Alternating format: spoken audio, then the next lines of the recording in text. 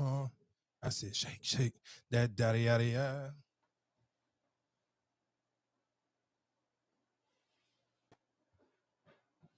I just want to say to our first annual Men's Giving, I love each and every one of y'all. Y'all really my brothers, bro. Type shit. Yeah. My bro. Hey, look, I hope we all get rich off of Prize Picks this weekend. Let's get this money, all right? Hey, to a night of positivity. I'm on some positive type shit. Let's go, bro. Cheers, bro. Yep. Why the hell you invited James lame ass to our Men's Giving? You don't like him? Hell no. No. My ex's pictures. You got a girl. Bro, fuck her right now. Okay, I'm not over my ex shit. Dog, you be doing that lame ass shit, bro. Men's Giving, positivity. I'm positive I'm gonna whoop his ass. I know you fucking lying. Your name and age. Shania, 28. Okay. And Shania, why did you end up popping your balloon? Just a bit much. Like you got a lot going on. I don't know. You look like you be in the club. Before you even said that you be going to the club, I'm not a club girly. I'm a church girly. You're a homebody. No, I don't be home. I be at church and at work. Ain't nothing wrong with that. God is good. The club, you look like you just be throwing the ones on them. I'm okay. Like he didn't deny it. Yeah. You got on my Instagram. Yeah, you gonna see it. Yeah, though. So Mazi, is she someone that's your type? She beautiful, but she not my type though. Okay, and why not? She beautiful, but she's just not my body friend. That's it. Yeah. Let's go over here. Your name and age, and why'd you end up popping your balloon? I'm Sativa. I'm 29. I just pop, like, you look buff, but like I like to do a lot of like conditioning and mobility, working out, pull-ups, body weight stuff. So I think that I ain't gonna lie, Kendrick got me in my bag. This might have been like the first time I ever in my life like listened to that as much Kendrick Lamar. Literally, like, you got it. I ain't even gonna hold you. I would even. The crazy thing is to actually see people on social media trying to like argue and debate or discredit him. To me, is like, all right, bro. Ain't nobody can be a Drake fan that much. Like, bro, it ain't that deep for y'all. Like, y'all gotta relax. Like, niggas is real live willing to crash out for this man. Like, bro, this ain't y'all daddy. But that's the sad part. He did everything that y'all say he don't do. I mean, but you know what? But I mean, to me, that's what made it. That's what made it his best album for me personally. That's why I personally like it, because he did everything that I'm not used to him doing, and that is the reason why I'm like, oh, I can actually listen to this. I can listen to this a lot because I like it, and that's how. You know, the crazy thing is, I mean, we'll talk about it when we really start the episode. But I kind of that let me, and that's why I sent you that jump when Parks was sitting here saying that Tyler created album was still better, because I know a lot of people realistically it was just like the industry where I was like, all right, we just sick of Drake, so we're gonna do the pile on. Because if you don't like this whole album, you really didn't like Not Like Us for real. You just like Not Like Us because it was a Drake diss. Because to me, I said that before when we talked about the Not Like Us originally, I was like, bro, people just like, you just don't like Drake, so you just gonna force yourself to like this song unless you really like Cali music. Like if you somebody who really like California music, then I can see that, okay, realistically, you're gonna like this album. There's no reason why you don't like this album if you like music this sound like it's from Cali. And it don't matter what part of California it's from. If you just like that type of music, you're gonna like it. And if you don't, then you ain't gonna like that album at all. So I mean, that's one thing I do like about watching people give their critiques on it. I'm like, you kind of really honestly get to see people kind of just show you their real hand, how they really actually felt to me, and why I don't believe everybody's criticism when it came to Not Like Us.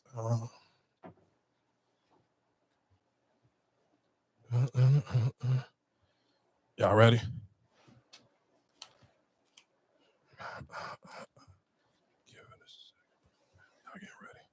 Snack Daddy stopped doing crumble cookie reviews? Well, actually, I did, because I heard they didn't like Nick. But we're back because they have some interesting stuff on the docket. May God help them as always. A confetti cookie. The more things change, the more they stay the same. A dry, flavorless cookie with all the wholesome goodness of playground sand. Super cute. Off to a great start. The churro. This one's actually very good. A super creamy and light frosting. Between the cookie and the frosting, they both have different notes of cinnamon. The cookie is crispy but moist in the center. A lemon cheesecake. Tender, moist cookie. Great icing on the top. It's rich, it's decadent, but that lemon top tastes like pine sol. Mildly like pine sol. But you still get that floor cleaner aspect of it. Could have been great, but you f***ed it up. An oatmeal skillet cookie. I'm proud of Crumble for actually cooking. Oh yeah, I ain't want to start a regular episode like that, but it's cool. You already hit the button, so let's rock and roll. Okay, I got a quick question for y'all real quick before I come in with my first clip.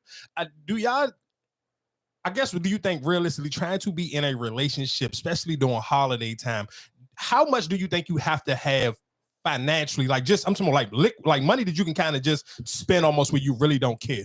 And the reason, and I'm just gonna run while y'all think about it, just so you don't have to give me just a random number. You can kind of really actually think about it. I just want to run down some of the prices that are for flights if you was to catch a flight this Monday until next Friday. Let's say the first trip would be from DC to Houston.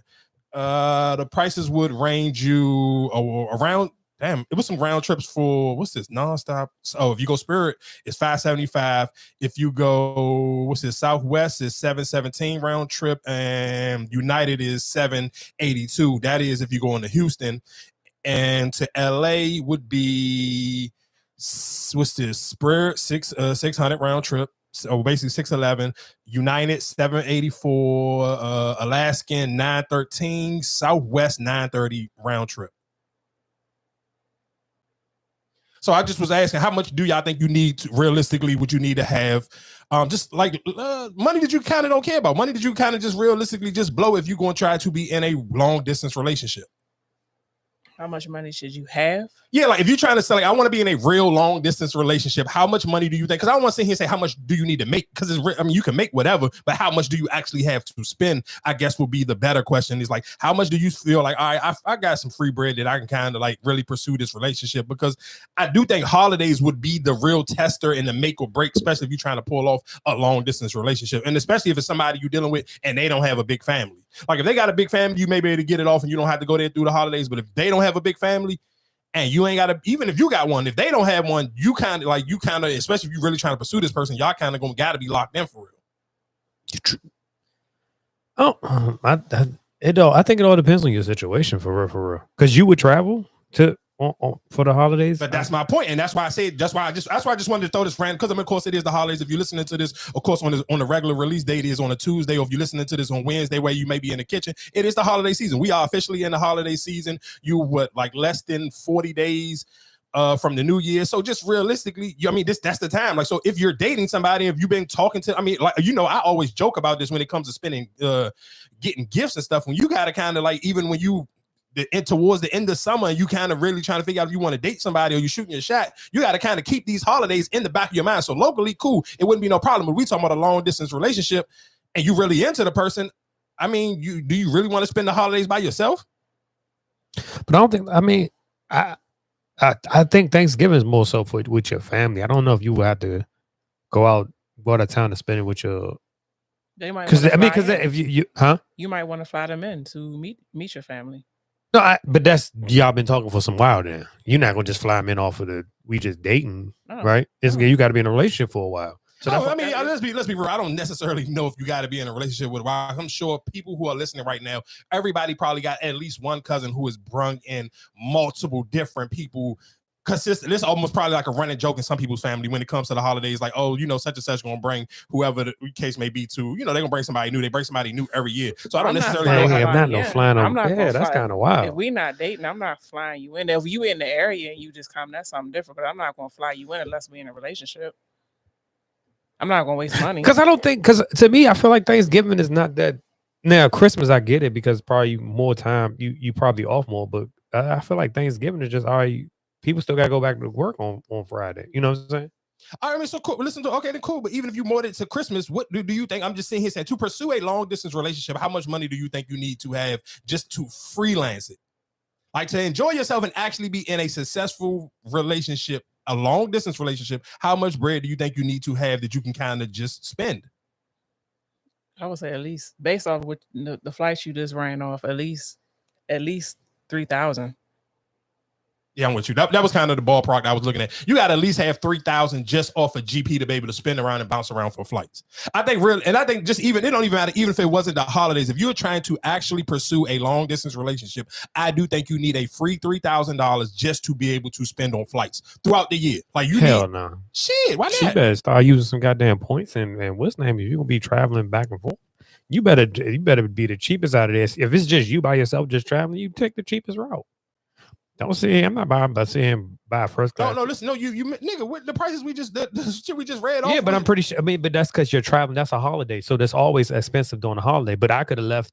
You know what I'm saying? I could have left it. You know what I'm saying? Like I'm gonna try to budget as much as I can. I'm not going No, to try. but you're just missing what I'm saying. That's why I said throughout the year. If you sit here pursuing, we just sit here. I'm just brought up the holiday prices because it is the holiday season. But if you're trying to pursue this relationship like just on trying to plan to have a successful relationship throughout the year, I still think you need a clean 3 bands. And I'm just saying because you can see and say, okay, yeah, cool. You're talking about the holidays right now, but okay, what about the non-holidays?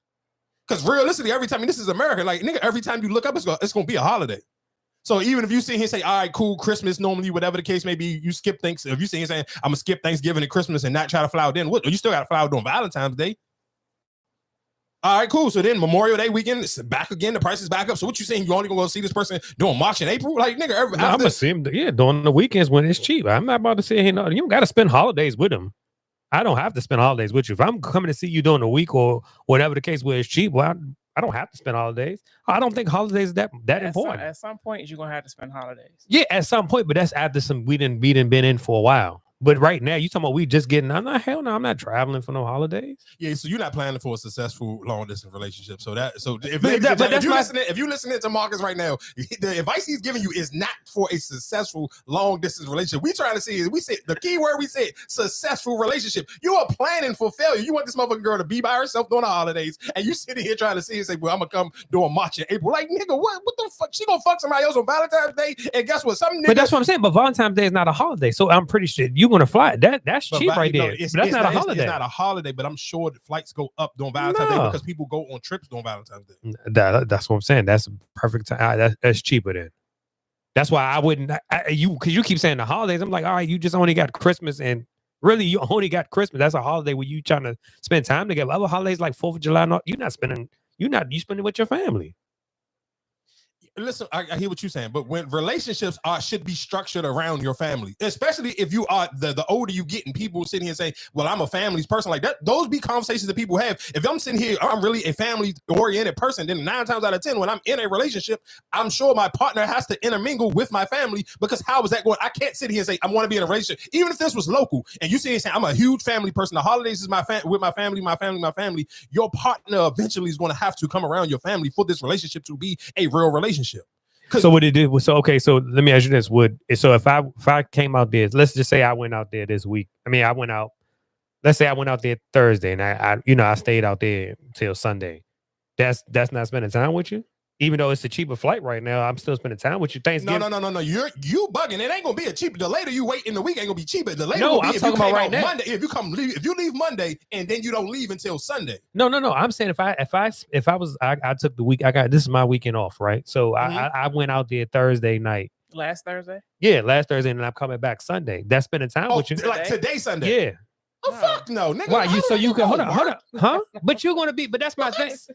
See, but listen to what you're saying. But then that's my thing. It's just like how if you talking about this is off of fresh, like you just starting to date somebody, you're going to spend that holiday. He's not saying first. We just agreed that it has to be something that. But we going off of his term. If he started talking to her during the summer, if he started talking to her during the summertime, like I'm supposed to spend that's awkward as hell. How, nigga? Listen, I'm sorry. I'm waiting. Marcus, I'm waiting. Let's count out the months. Let's just say. So pick a month. Did you want to say? Did y'all start? No, if you said the summertime. You met her during the summertime. So let's say June. You met her June. Let's say you met her. Matter of fact, Memorial Day weekend. So let's say that's the last weekend in May and the first weekend of June. So you sit here and say June, July, August, September, October, 5 in November. You talking about 6 months? Y'all been talking for 6 months. Right, but I'm not trying to jump into that whole. Oh yeah, I'm spending time with your family. Like, cause what if you go out there and then the family don't like that's a big step right there. 6 months might be too soon. That's what I'm saying. You flew all the way out there. So hold up, you flew all the way out there and then the family, especially watching Cross. 6 months might be too soon. You flew all the way out. Let's just say that. All right, you flew out Cali to go see her, and whatever her family is, they don't fuck. Who the fuck is this nigga? I don't want to fuck with. Hell no. Who is this new nigga? They give you, and let's not say they gang affiliate. They just give you a hard time. So now you just messed up the whole vibe and everything. Man, damn, I don't even know if I want to fuck with this bitch no more. But see, but this is what I'm saying. No, that's what I'm saying. I hear you, but I'd rather get it out the way in 6 months than wait. How much longer you gonna wait? Shit, I'm gonna hold it out, brother. I mean, if it's up to me, shit, I'll probably come out there for New Year. That's your first one, though. That's your first. That's kind of like, to me, that's kind of too soon. That's your first. I would at least. So what would you recommend? Give me a time. Give me a time frame on you feel like. I would give it a year. A year. So next Thanksgiving. Yeah. Yeah, we'd already saw it. Your family know who I am. You already. How? When they gonna know? Because the way you acting, nigga, like you ain't never trying. I mean, you could talk about. I'm like, oh, I still can talk about it, but you just talk. But just think about it. You talking about this? It's someone you only been 6 months in, and it's your first time meeting them. She ain't tell you, oh, the motherfuckers a little crazy, and they get out of they talk sideways. Like, what if they Trump supporters or some type of shit like that? She don't even. I think you should. I mean, you talking for the nigga. Realistically, I mean, thank God for Kendrick Lamar for the last 6 months. That's all people been talking about. So you would kind of already know what what type of time her family. She ain't gonna tell you everything about her family. Oh, that conversation, I feel like realistically for adults, was damn near almost like it was barely to skip it. I'm sure it's a lot of people today. I seen, matter of fact, shout out to Karen Civil. I seen Karen Civil even post that on Threads. Like, thank God for Kendrick Lamar, so we don't have to have no type of politics conversation during Thanksgiving. Because, I mean, realistically, if your family not really in the sports or they not in the music, what else was y'all going to talk about when it came this Thursday coming up? The hottest topic before Kendrick Lamar dropped would have still been the politics. Yeah, that's a little too soon for me, especially meeting the family and being around the family and all that shit. Like, damn, what if they fucking can't cook and all that shit? Like, man, that's just, I hear you sitting there wasting money. Like, dog, you can't be rude. Like, damn, man, let's go out to eat. Like, what the fuck you want to do? Ain't you out? You over here on her side? You could bring her to you then. If you that paranoid, you could bring her. You can always fly her to you. But no, but that's what I'm just saying. I'm just saying to jump out. So is that our first meeting? Like we yeah, see, that's what I'm thinking. Like, all right, that's the first time that we seen each other. That's kind of crazy. Oh, no. I think it probably depends. That's why we said 3,000. Because I feel like you got the free. If we talking about the flight prop, we said how much money should you have just to be able to spend, on flights if you're trying to have a successful long distance relationship. We said 3,000, so we just put the holidays in there because we were just ringing out the prices on the ticket prices. But if you sitting here saying, okay, I met them in June, if you met them towards the end of May, early June, shit, I feel like you should at least flown, especially if we going off of Marcus logic, then you should have flown out during August. When it wasn't no holidays, it was just summer travel. That would have been fine. You should have seen them in August. But to me, if I feel like we kicked it off in August, then 9 times out of 10, I'm going to want to run it back during Thanksgiving. See, I think the cheat code for y'all is, and it's hard. Why y'all is hard a little bit. The reason for y'all to wrap y'all brains around it, because y'all got kids, so y'all don't get lonely during the holidays. But that's my thing.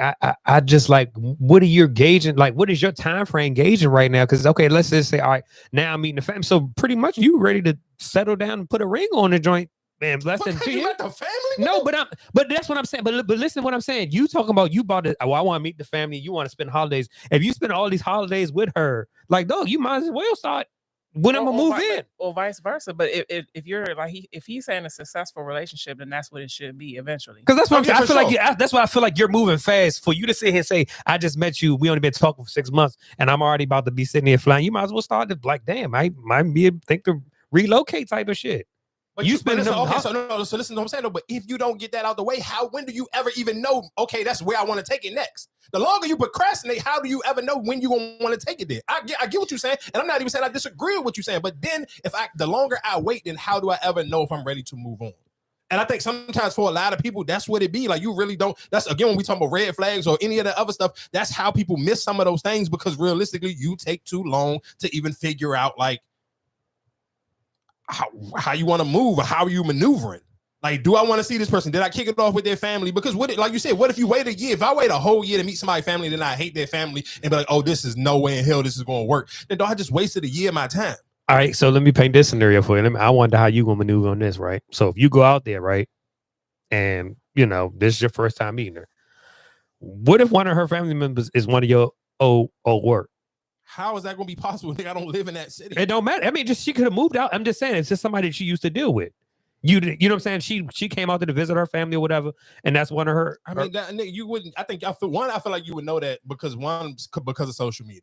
Like, it's the power. That is one of the greatest things about social media. It's just, dog, you go look through people's mutual friends. You go look through the comments. Like, you pay attention to those things. I don't have all my family posted. No. Yeah, you missing what I'm saying. So listen, what I'm saying. If you don't have a family member posted or a family member don't comment on none of your stuff, then that family member is not that close or that important. It don't even matter. That's not true. So you saying if you got to, let's just sit here and say I'm not a social media person. So cool. So let's just sit here and say you don't post like that. Let's just say if you only post once a year and that's just on your birthday or one of your kids' birthday. Cool. If that cousin is actually important to you, that cousin should at least drop a happy birthday in the comments. So if I can't go on none of your posts and never see this cousin of y'all miscellaneous saying this is some old work and never wish you a happy birthday, that ain't you. You and that cousin ain't that fucking cool. So it shouldn't matter. It's still cool. Nah, I don't believe. And if you didn't know when her birthday, you forgot her birthday anyway. So what if she did shout her out on her or gave her a happy birthday, but you're not even still following her? You blocked her, so you're not even following. So what if you're missing what I'm saying? The girl that I'm talking to, she got to post something. But what if she post? No, what I'm saying is, what if she sit here and comment on her birthday, say, "Oh, happy birthday, girl! Can't wait to see you," and all that, right? She comment on that, but you're not following her, so you don't even see that comment. Yeah, y'all just don't be on social media. Maybe I got too much free time on my hands. I see shit like that. I know for it, that type of stuff ain't gonna happen. Not especially now we talking about some long distance relationship. That one ain't gonna happen. But real quick, the original clip that I did want to play to start this one off, and then we'll get into, of course, for people on YouTube looking at it right now, we will get into the Kendrick Lamar in a second. Here, hold on one second. Gotta get the mic. There you go. How old are you? I don't think I caught that. 37. Okay. Virgo. Oh no. Oh. Why are we popping? I don't do the whole zodiac thing, especially you being that old. I don't even think you should be doing that. Like that's okay. Respect. All right. So prior to him saying that, you did have your balloon unpop. Why so? He's cute. Okay. And you look clean and like well put together. So we could still be besties though. Yeah, you can add me on IG. All right. So Ramon, is she someone that's your type? Yeah, I like her ink as well. I like the details. Thank you. All right. Let's hit on back. One thing, of course, I always just want to shout out, but this is one of the greatest shows that was ever created. I don't care what nobody say. You cannot argue how official that Pop the Balloon show. And I know it's all different. I don't know about all the knockoff ones and the different color ones. I'm talking about with that one young lady on here she looked good her damn self, and she got the mic and they got the red balloons. That shit is the greatest show on planet Earth. I swear to God, as a content creator, if you want to be jealous about anything else, you should be jealous that you did not come up with this idea, because this to me is so fire. Just especially for older people. If you really don't go out or you don't believe the stereotypes on what goes on in the real world, bro, this is the perfect example of the real world, because exactly what that girl said, bro, you're too old to be talking about some zodiac sign. You cannot come into a room and be like, oh yeah, I'm 37, and then you tell your zodiac sign. As a man, I don't care what y'all say. I think that is some of the gayest shit possible, and we have to start sitting here saying, and that's one reason why I like Kendrick Lamar, because every stereotype and stuff that was been dead wrong in 2024, I'm so happy he called all that stuff out. But dog, I'm not gonna lie to you. You're not supposed to be like, oh yeah, I'm 37 and I'm a such and such. No, you shouldn't even know nothing about no damn zodiac signs, dog. Not for you to lead like that. Like he led like that shit. Like he thought it was swaggy as hell. Like, yeah, I'm 37 and whatever the hell he said his John was. Some people are into the zodiac, like heavily into the zodiac. That's just some shit that girls should be. Yeah, I know a bunch of women. Men are. It's a lot of men are. That's like the woke men. But like, you know what you are. And I'm just giving you a fair warning. What you dealing with? I'm not, because I feel like my sign be the sign that send them to fucking running off the rip. I'm like, oh yeah. But you know what your sign do, though, right? But I don't believe in that shit. So but you know, but that's huh? So because I don't believe in it, I'm not going to leave with it. But you don't believe, but you know that it does have some effect to it. So if you just sitting here saying, all right, yeah, I'm a Pisces. If she asks you, you're going to be like, oh, I don't know my sign. You know your sign. Nigga, for a long time, I didn't. Like, this is some shit that I learned on the pandemic. I did not know what my zodiac sign was or what it meant, or the water sun and all that other shit before the pandemic. That's just being in the house too long and you sitting here just flirting and just figuring shit out. I didn't know none of that. I didn't even know it was an app where you can run your date of birth and your time and it'll tell you. I didn't know all that. Like, to me as a man, it'd be some certain shit. Like, just imagine a man sitting here giving you a full breakdown, and then I ask you who's the leading scorer in the NBA all time. Man, I don't know about that. What the? You know your zodiac sign, but you don't know LeBron James is the all-time leading scorer. Like, get your gay ass out of here, dog. What are we talking about? Okay, Natalie, when you spend it like that, then I get that what you're saying. What if he knows both? He can know both.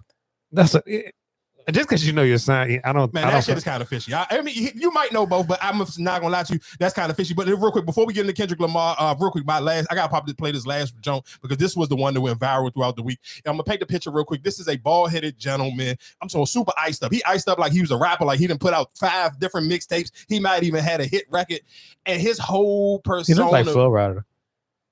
He did look like Flow Rider a little bit, but his whole swag, which is like tattoos everywhere, tattoos on his face. He got iced out grill, all of this stuff. And he's going to lead with this a lot into the joint. And I think that was one of, to me as a man, the thing I took away most from this clip was the things that we quote unquote, because he's too, to me, looking, I don't know, I didn't hear him say his age, but just looking at him, he looks like he's in his 30s, maybe even closer to 40. I feel like his presentation was something that if I was in my 20s, I would have thought that stuff was cool. But I feel like after you get over a certain age, you kind of learned it. Yeah, all of that shit is not as fly as you think it used to be. Your name and age. Shania, 28. Okay. And Shania, why did you end up popping your balloon? Just a bit much. Like you got a lot going on. I don't know. You look like you be in the club. Before you even said that you be going to the club, I'm not a club girly. I'm a church girly. You're a homebody. No, I don't be home. I be at church and at work. Ain't nothing wrong with that. God is The good. club, you look like you just be throwing the ones on them. I'm okay. Like he didn't deny it. Yeah. You got on my Instagram. Yeah, you gonna see it. Yeah. Yeah, though. So Mozzie, is she someone that's your type? She beautiful, but she not my type though. Okay. And why not? She beautiful, but she's just not my body friend. That's it. Yeah. Let's go over here. Your name and age, and why'd you end up popping your balloon? I'm Sativa. I'm 29. I just pop, like, you look buff, but like I like to do a lot of like conditioning and mobility, working out, pull-ups, body weight stuff. So I think that's just what it is. Like you might be like,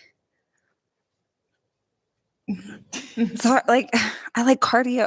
It just sounds, you're not as like fit looking as I would probably be into, but I'm super extra too. I got grills, top and bottoms. I was gonna wear them, but I didn't because I didn't think, I was like, I don't want to be too much because I'm already a lot. So that stuff doesn't bother me. I think it's just because probably just my workout style, just because I want to be able to do like tactical training with whoever I'm with and stuff. So 100%. Yeah.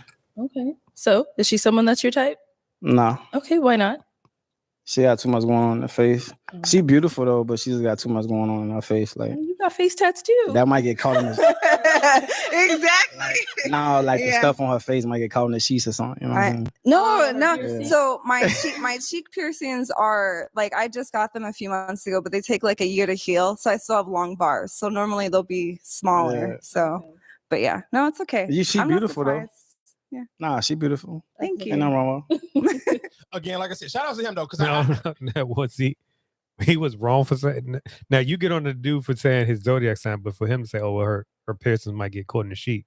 Like, I think this dude all around the board was just a cornball. He was like his whole persona was just, even when it was like one of the girls turned him down, like one of the other girls turned him down, and he kind of asked her off the rip, like, "Oh, hey, have you ever flown on a private jet?" Like when she popped her balloon, and they was asking why she popped the balloon. The first question he asked her, his response was, "Have you ever flown on a private jet?" And don't get it twisted, it went off in her head for 2 seconds, and she kind of was like, "Yeah, nah, I never have." He's like, "You ain't never been on no yacht." She's talking about, "I live in Miami. That everybody get on yachts every weekend. That's not a big deal. But I don't want to do any of those things with somebody I don't like." So listening to him, and the reason why I think most dudes, I hope that you paid attention, because I'm sure as men, all we think about is, as long as I got some bread, I can get whatever woman I like. And I think for him, it was just like he had the money. I don't know. Now, let's, of course, people, I mean, you know, people was really eyeballing his outfit, saying he had on fake shoes and fake jeans. Cool. I'm sure even if that jewelry was fake, he still spent a couple $1,000s on that fake jewelry. Like, I'm not about to sit here and make it like, oh, he looked like some piss poor broke. No, he just looked like a nigga who do a lot, and he wear a lot of his bread. But that, for most women, you see most of the women he talking to, they were in their 30s, and it became a turnoff because it was just like, bro, you just too flashy. Like, you look like you trying to rap, and you look like a security guard at the same time. It's like, nigga, you the rapper or you the security guard? Like, it was just a little too much. So I just think for him, I hope, I'm sure 9 times out of 10, it probably won't do nothing for him, because he'll get on Instagram and it's still gonna be bras in his DM, because there's a lot of women out here who are that materialistic, where they don't care about the person, him having a lack of personality. They just trying to get flown out. But I still think for a man, the thing I would take that as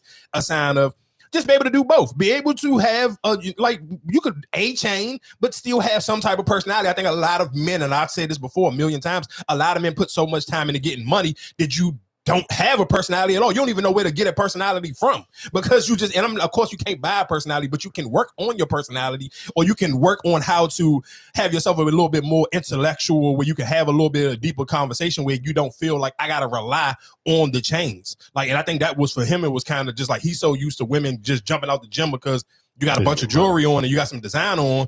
And they kind of was like, nah, nigga, this just screaming like you're doing too much. Because it's like he's overcompensating for something. Like, for a lack of personality. Or you want people to think you got more than what you actually got. Like, let's sit here and say you might don't have it. You probably don't have none of it what you're trying to put off. And you talking to women that probably are pretty well off. So you can't lead with your money when you talking to women that can do it for themselves. But how would you respond to that? What she said about the body shit? Like, would you? I mean, what she said. What she said was kind of right. I think you got to really actually work out to understand what she was saying because that. That's what I'm saying. No, the way she said it, I understand it. And I'm just, but that's why I'm just like, how do you even respond to it? Because like you said, he's probably. I'm not gonna say his ego is hurt, but I feel like his pride is more. You know what I'm saying? He leads with pride. I don't think your ego could be hurt on that one because I think now when you work not necessarily out, what she's saying, but I think you can be self-conscious to know like. You don't do no calisthenics or nothing like that, or you don't do no cardio because that's something that like you'll have those conversations niggas have in the gym, or you even pay attention to certain dudes who look like they can't sit on this goddamn treadmill for longer than fucking 10 minutes, or they about to die, but they be buff as hell, and that's what she meant. Like nigga, you just look buff, but you look like you can't really like you're not in shape. Like it's some niggas who buff as shit and not in shape, and then there's some niggas who really be buff as hell but really be in shape, and those be the niggas who got way more definition in their body. Shit, look at anytime Shannon Sharp post a workout video, like this nigga be about to die. He buff as shit, but he ain't. You like if you look at Chad and Shannon Sharp ain't too far off in age, but if you look at the two, like you can tell, like nigga, Ocho Cinco still look like he in better shape than Shannon Sharp. But Shannon Sharp is just buff as hell. But I think, like I said, that's something that you really got to be into working out to kind of really understand that. But like I said, I don't want to beat around the bush too much longer. Let's get right into it. Kendrick Lamar dropped a new album and it's called Gen X. And I'm not gonna lie to you, I do think it's just if you are that much of a Drake fan, you probably just need to go see a therapist, dog. And I'm not one of them people who bang out, therapy. I'm not one of them type of people. But, bro, he literally, to me, checked off and hit every box on what you was looking for. And I'm listening to what I'm saying. If you just your first time listening, I'm not a Kendrick Lamar fan at all. But I'm not going to hold you, boy. That album been on repeat the whole entire weekend. So, like I said, let me just play a couple clips so we can get into it on our own breakdown. I'm sorry, Kendrick said, Brody feel like he entitled because he knew me since a kid. Bro, I'd cut my granny off if she don't see it how I see it. That is objectively hilarious. He said, I don't care if we were friends since we were children. I would cut my grandmother off. Who are you to me? Who? I'm going to be saying that one line over and over for the next couple of weeks. Oh my God. I'm sorry, Kendrick said, Brody feel like he entitled because... Yeah, like I said, that wasn't nothing too crazy, but I guess just go off the rundown. We just go off of song one. Let's just go to... That shit going to be trending as hell right now, doing... What you mean? That whole, I'm going to cut my granny off. People going to be using that. Yeah, for sure. So like I said, song one, the first song off the project that really caught my eye, of course, and I feel like for most people, and this is, I guess, the sad thing about blogs and social media posts, because when I first even seen the album come out, the first thing I seen, I was on like the Neighborhood Talk, and I seen Kendrick Lamar shades Lil Wayne, because of course it was I used to listen to the Carter 3, whatever, hold my rollie up, and I guess my Super Bowl success, I let Lil Wayne down, whatever the case may be, whatever the line was, that's the first thing you see on the Neighborhood Talk. As soon as you see it on the Neighborhood Talk, then you go onto your timeline and literally every blog is just posting that. So I'm looking at that and even thinking it kind of throw me off like, damn, Kendrick, you throwing shots at Wayne. But if you actually when you listen to the actual song and the way he structured it and the way he wasn't sitting here, he really wasn't throwing a jab at Wayne. He kind of honestly was like bigging him up. He was bigging him up and kind of playing with J. Cole at the same time. Like for him to even when he come with that line and he sit here and say that, because for people who don't know, J. Cole got a song I let Nas down. So for him to kind of, and then for him to, after he say the Lil Wayne bar, then he sit here and say the only person who congratulated me about my Super Bowl thing was Nas. So that whole little play around, but just you don't get that off the timeline. And I'm sure even for Lil Wayne, when he wake up and people in his camp, or he get on social media, the first thing it seems like Kendrick Lamar is dissing Lil Wayne. He's not dissing Lil Wayne. You could kind of almost take it was more of a jab at J. Cole than it actually was at Lil Wayne. Mm-hmm.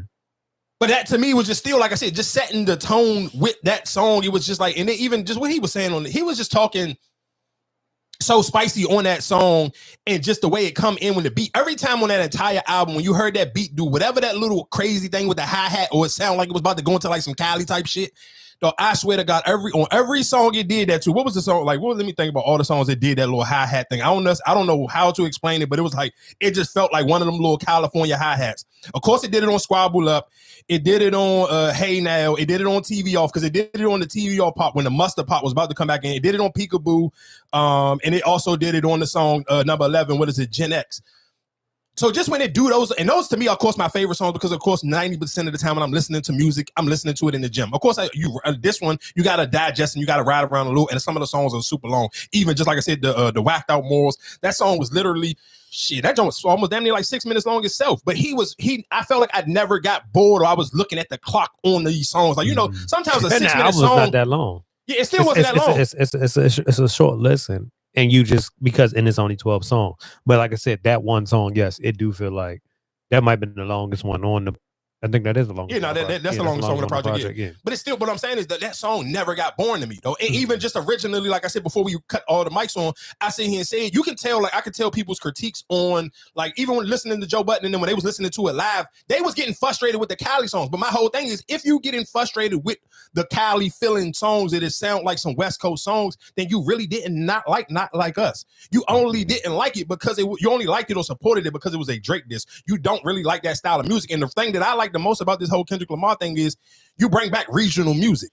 For somebody like if you really are a fan of hip hop, and before this Kendrick Lamar John dropped, I was about to come in here and talk about these two little niggas I just learned about from South Dallas. One of them name is what's his name? What's my man name? Hold on, I'm gonna look at these songs right now. One of them is Montana 700 and the other Zillionaire Doe.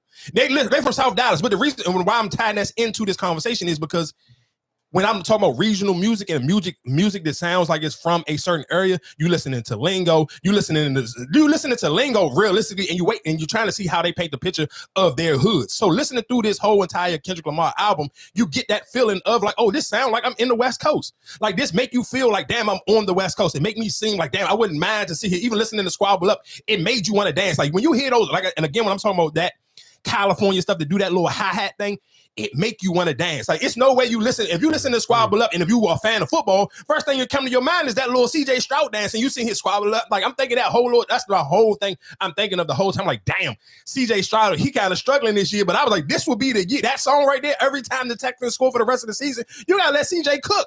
Because that's just that whole little, that's all I thought about that. Every time I kept listening to that Squabble Up song, that's all I thought about is CJ Stroud scoring a touchdown and him doing that little dance. Like I'm just like, so when you get and painting that picture, and I even thought about it just locally, I was like, I respect Kendrick because, and I think this is gonna make it 20 times harder for Drake to come back because Drake don't have a sound to lean on. Yeah. And when I say and I don't want to sound like a hypocrite because when we had this debate, when Ebro said something about it, it's a difference when I'm talking about a sound. I mean a sound that sounds like a neighborhood. You're a culture.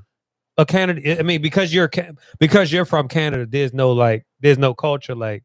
I can't say. I know. That's what I'm saying. I don't want to say that because they may have one. We just we're not familiar. But that's what I'm saying. But I feel like even that sound, like I said, because you have that West Coast sound, you have the Atlanta sound, you have the you know what I'm saying. Like everybody had a sound. That's just like if Wale was to do a album where he got majority of go-go. That is a DMV sound. Right. So it's just like more people from the DMV will appreciate that because that's our sound.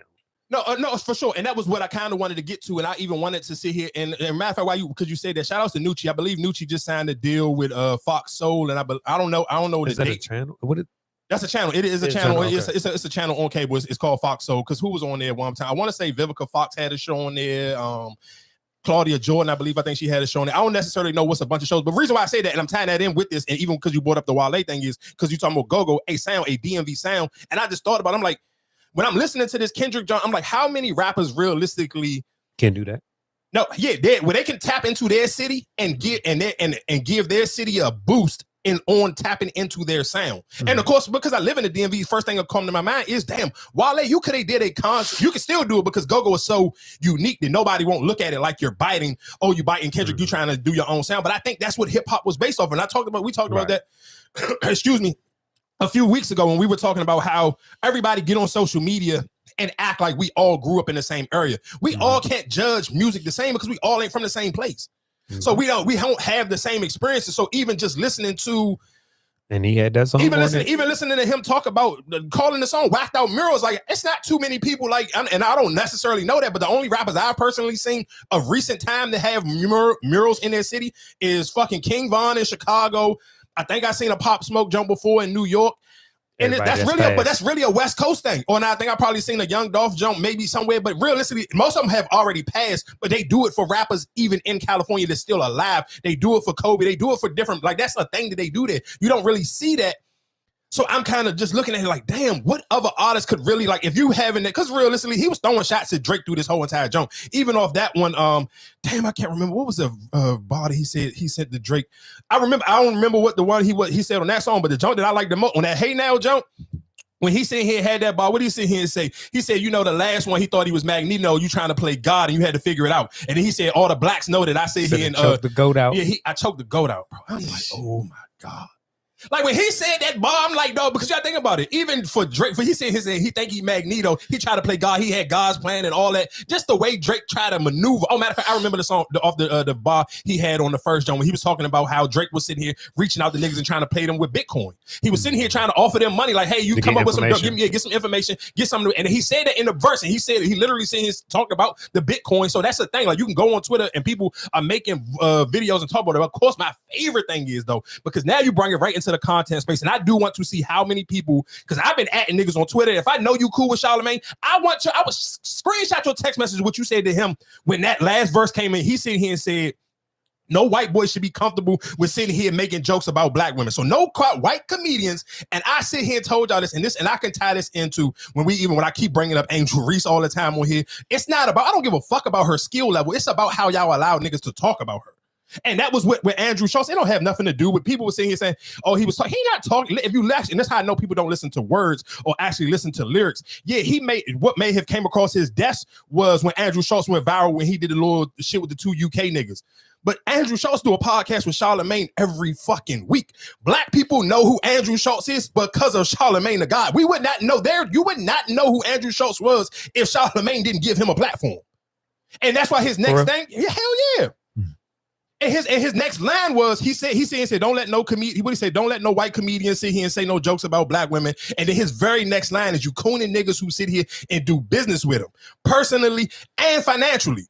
Charlamagne does business with him. His very next line was, yeah, I don't want y'all to get this twisted and try to tie this into like I'm talking about somebody else. No, the person who sits beside him weekly, I forgot how he bought it, but that's basically what, go back and listen to the song. But his very next like lines after he said that was the person who sit next to him weekly, basically. Listen to it. He didn't say weekly verbatim, but the person who financially does business with him on a daily is Charlamagne the God. And I seen Charlamagne post something about that song, and everybody in the comments was like, nah, fuck that part. Tell us about the part when he was talking about Andrew Schulz, because that's your man. And listen, and we talked about this on here. When after that whole little thing happened on that UK joint, I was like, okay, let me see if Charlamagne and them talk about it. He skipped it, didn't say nothing about it, and I'm cool because I'm not going to look at him too crazy because he skipped the whole shit with DJ Envy over the holiday thing. But you cannot. Now this is your man because I listened to both of y'all. Y'all broke down when it was him versus Drake. Everybody going line for line. This is the very first song. Everybody heard this song.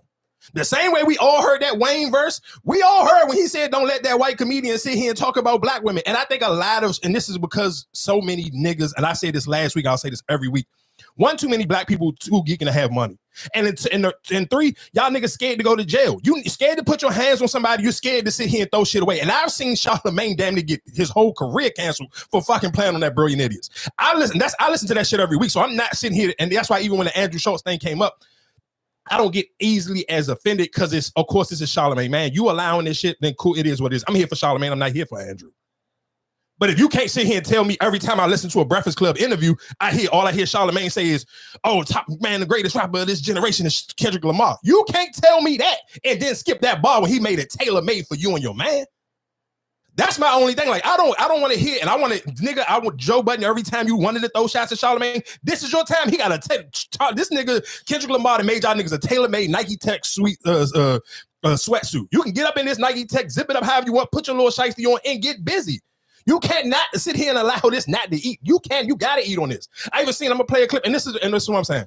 And I understand, especially because we're on YouTube, and I understand we get so hyped on numbers. So you see somebody like Academics, and of course, Academics do numbers. I like Academics when he break down the news. I told you I'm not a fan of his opinion, but even when his first take, he said, oh, I called Andrew to see what he thought about it, and I'm going to play you what he said. And this is just, to me, somebody who just ain't willing to punch a nigga in his face. Talk about no black woman, that's low. Yeah, I think he was talking to Andrew Schulz. By the way, I hit Andrew Schulz about that. I think his reaction was, he's like, yo, is this guy too woke to understand a joke? And I said this, and y'all tell me if my explanation to Andrew Schulz was accurate. I said, Andrew, I'm gonna be honest with you. You know, I could play. You want me to play the joke? remember, Andrew Schulz is a comedian, brilliant comedian. He does a podcast called Flagrant 2. I've been on like 3 or 4 times. Even when I go on there, I try to get thick skin or try to come with some jokes because, they're going to have, it's a joke. They joke about everything. They joke about me with Saucy Santana. They joke about everything. You know what I'm saying? This was a joke. What is the black girlfriend effect? This is you don't know about glow up the other culture. Yeah, so you'll see a guy who's had a black girlfriend. All of a sudden, he's got buzz cut, like clean shape up. Bro. I like that. I like that. They shave their hair because they start losing it. Because they're so stressed being around this black girl complaining about shit all the fucking time. That's why they gotta shave their hair. Nah, bro. White guys with black girlfriends, they grow a beard because there's more cushion when they get slapped the fuck out of.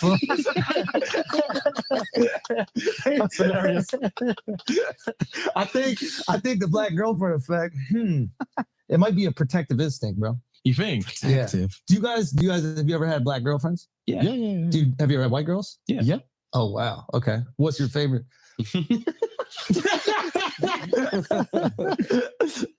We love them all. Yeah. Oh, really? We love them all. Yeah. That means white. Yo, who? No. That means white. Okay. So that was the clip. I don't know. I thought this was random. Like, for all the things that Kendrick could talk about, for Kendrick to randomly just say, don't let no white comedian talk about black women, that's law. What I instantly thought, and I said this to Andrew because he didn't understand. He was just like, how did I even get on this guy's radar? And don't this guy like understand jokes? And I said, I think Kendrick's a guy who knows his audience, and his audience thrives on having a mutual enemy. Like, so real quick. So I want to stop it right there because this is just for me personally. I say this all the time. Sometimes when I listen to academics give his opinion, sometimes on black culture, because it kind of just lets you know you from somewhere else and you really don't have that same experience. So it's easy to kind of say that because it will be there's no place in a black community that where Andrew Schulz can get that joke off. And that's my point. He couldn't, even when we sit here talk about when we have barbershop conversations or you have arguments and debates in the barbershop, there ain't just some random white boy sitting in the barbershop. And so I think that's why sometimes you sitting here saying like, oh, it's not his audience, because I think to me, when I said I heard that joke, that shit to me was light compared to jokes I've heard Andrew get off sitting beside Charlamagne. So I think, yeah, of course, is this the one that kind of really got people attention? Of course, because I think the Brilliant Idiots has like a cult-like audience, and we're not saying a cult-like audience where it's small, because shit, you can go look up some of their episodes, 1 million views, 600,000, like on a regular, like a bad episode for them, maybe like 350,000 fucking views on the episode. That may be a bad week for them on YouTube. That don't have nothing to do with the audio. So I do still think that, but I think their audience understands him because they've been building a audience for damn near over a decade. I believe they've been doing Brilliant Idiots for almost like 11 years now. So I think that audience is a little bit more used to it, a little bit more sensitive to it, and they may even be fans of Andrew because you've seen him come up. Because, like I said, originally the star of the show was Charlamagne. It was just here for whoever he brought along with it. So then, and let's be clear, Andrew has built his career up to the point now where he does bring something to the table, because this clip that went viral was not on that podcast; it was on his own separate jump. So, like, but with all that being said, I still don't think realistically.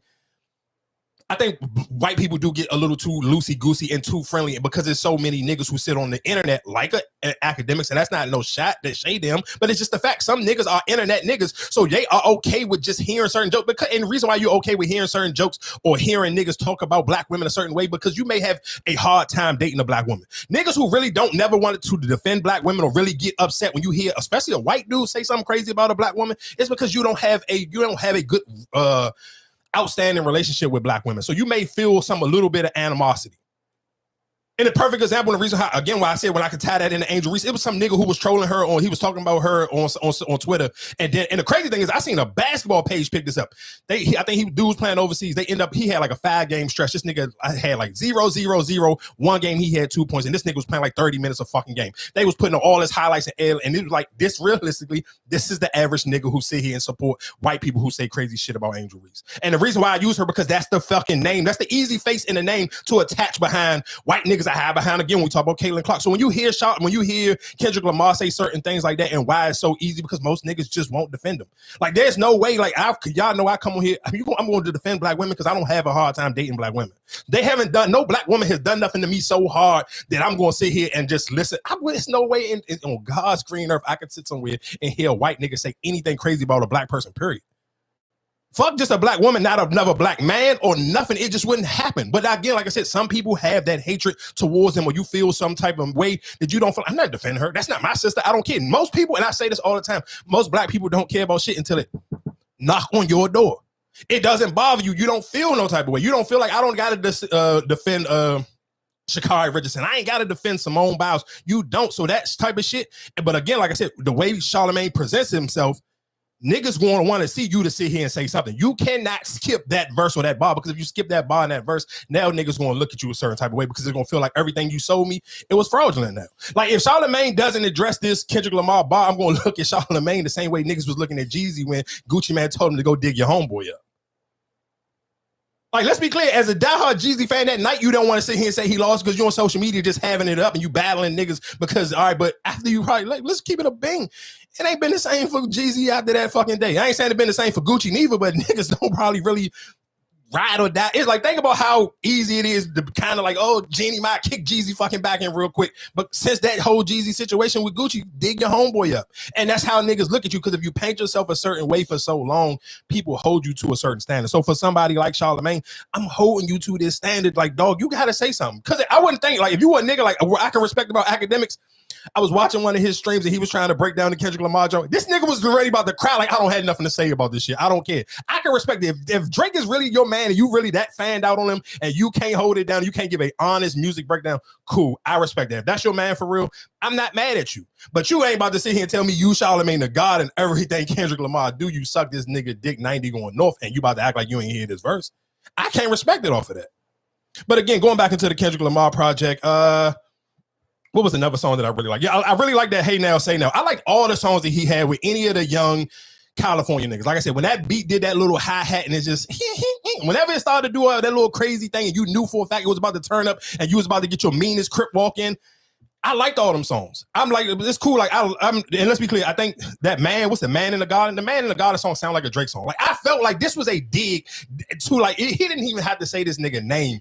You knew what was a dig. Like, when you cut that Man in the Garden joint off, I was like, damn, this sound like a Drake song. This sound like a Drake song produced by 40.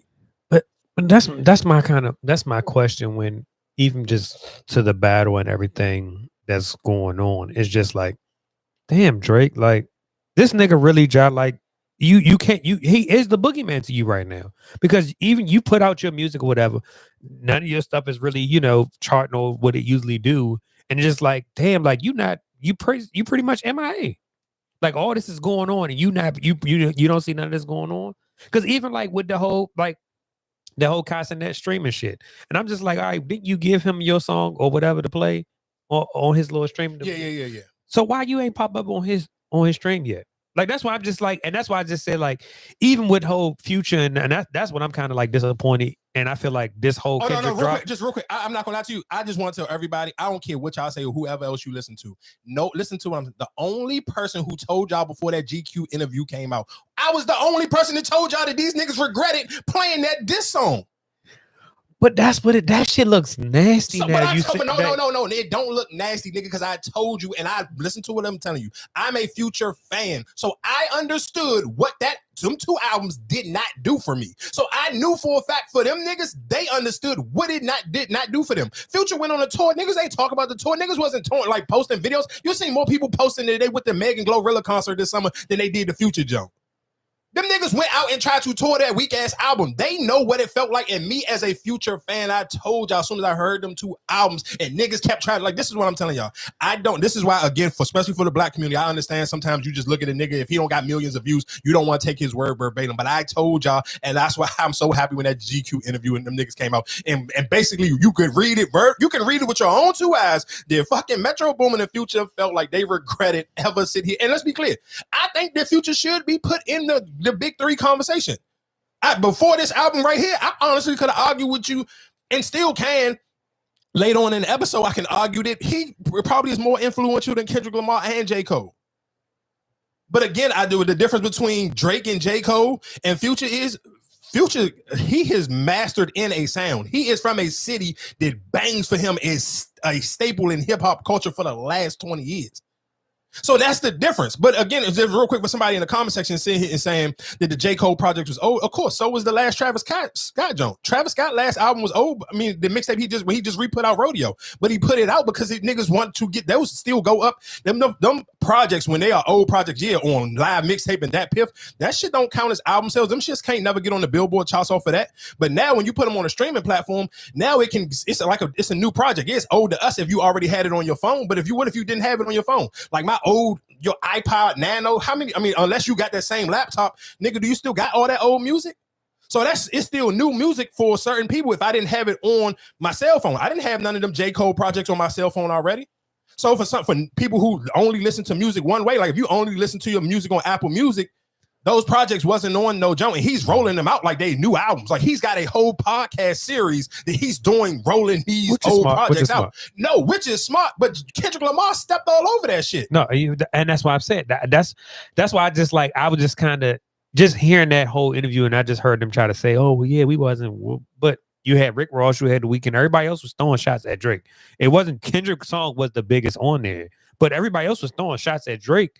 You didn't, and like I said, even when y'all got on the Twitter and y'all started doing it, I mean, and Metro, you did the song BBL Drizzy. So that's why I'm just like, now y'all just like, oh, we wasn't beefing, we wasn't, but you were. Y'all kept playing it too. When people were sitting there putting them tweets up and all that, y'all reposting it. But you got to think about it. So again, where I'm sitting here saying where you have almost, what they call it buyer's remorse. When you have some regret to it, because think about what they did though. You sit here and realistically, you ushered in this beef, and that beef got so big it took away from them two projects. The realistically, let's be honest, the biggest things that people was talking about all year was Drake versus Kendrick Lamar. Nobody talked about them two first Future projects. You got to think about realistically, the only Future project that got some real legs outside of that's one song like that, which was the song that kicked off the beef, was this last Future project, this mixtape Pluto joint. You know why? Because the beef died down. So of course I put out two bodies of work, and me thinking sitting here probably in your mind, you thinking, man, Drake too player for that. He ain't going to respond to that little beef, and it kicked off a beef that you couldn't now just literally that one verse from Kendrick Lamar fucked up your two albums.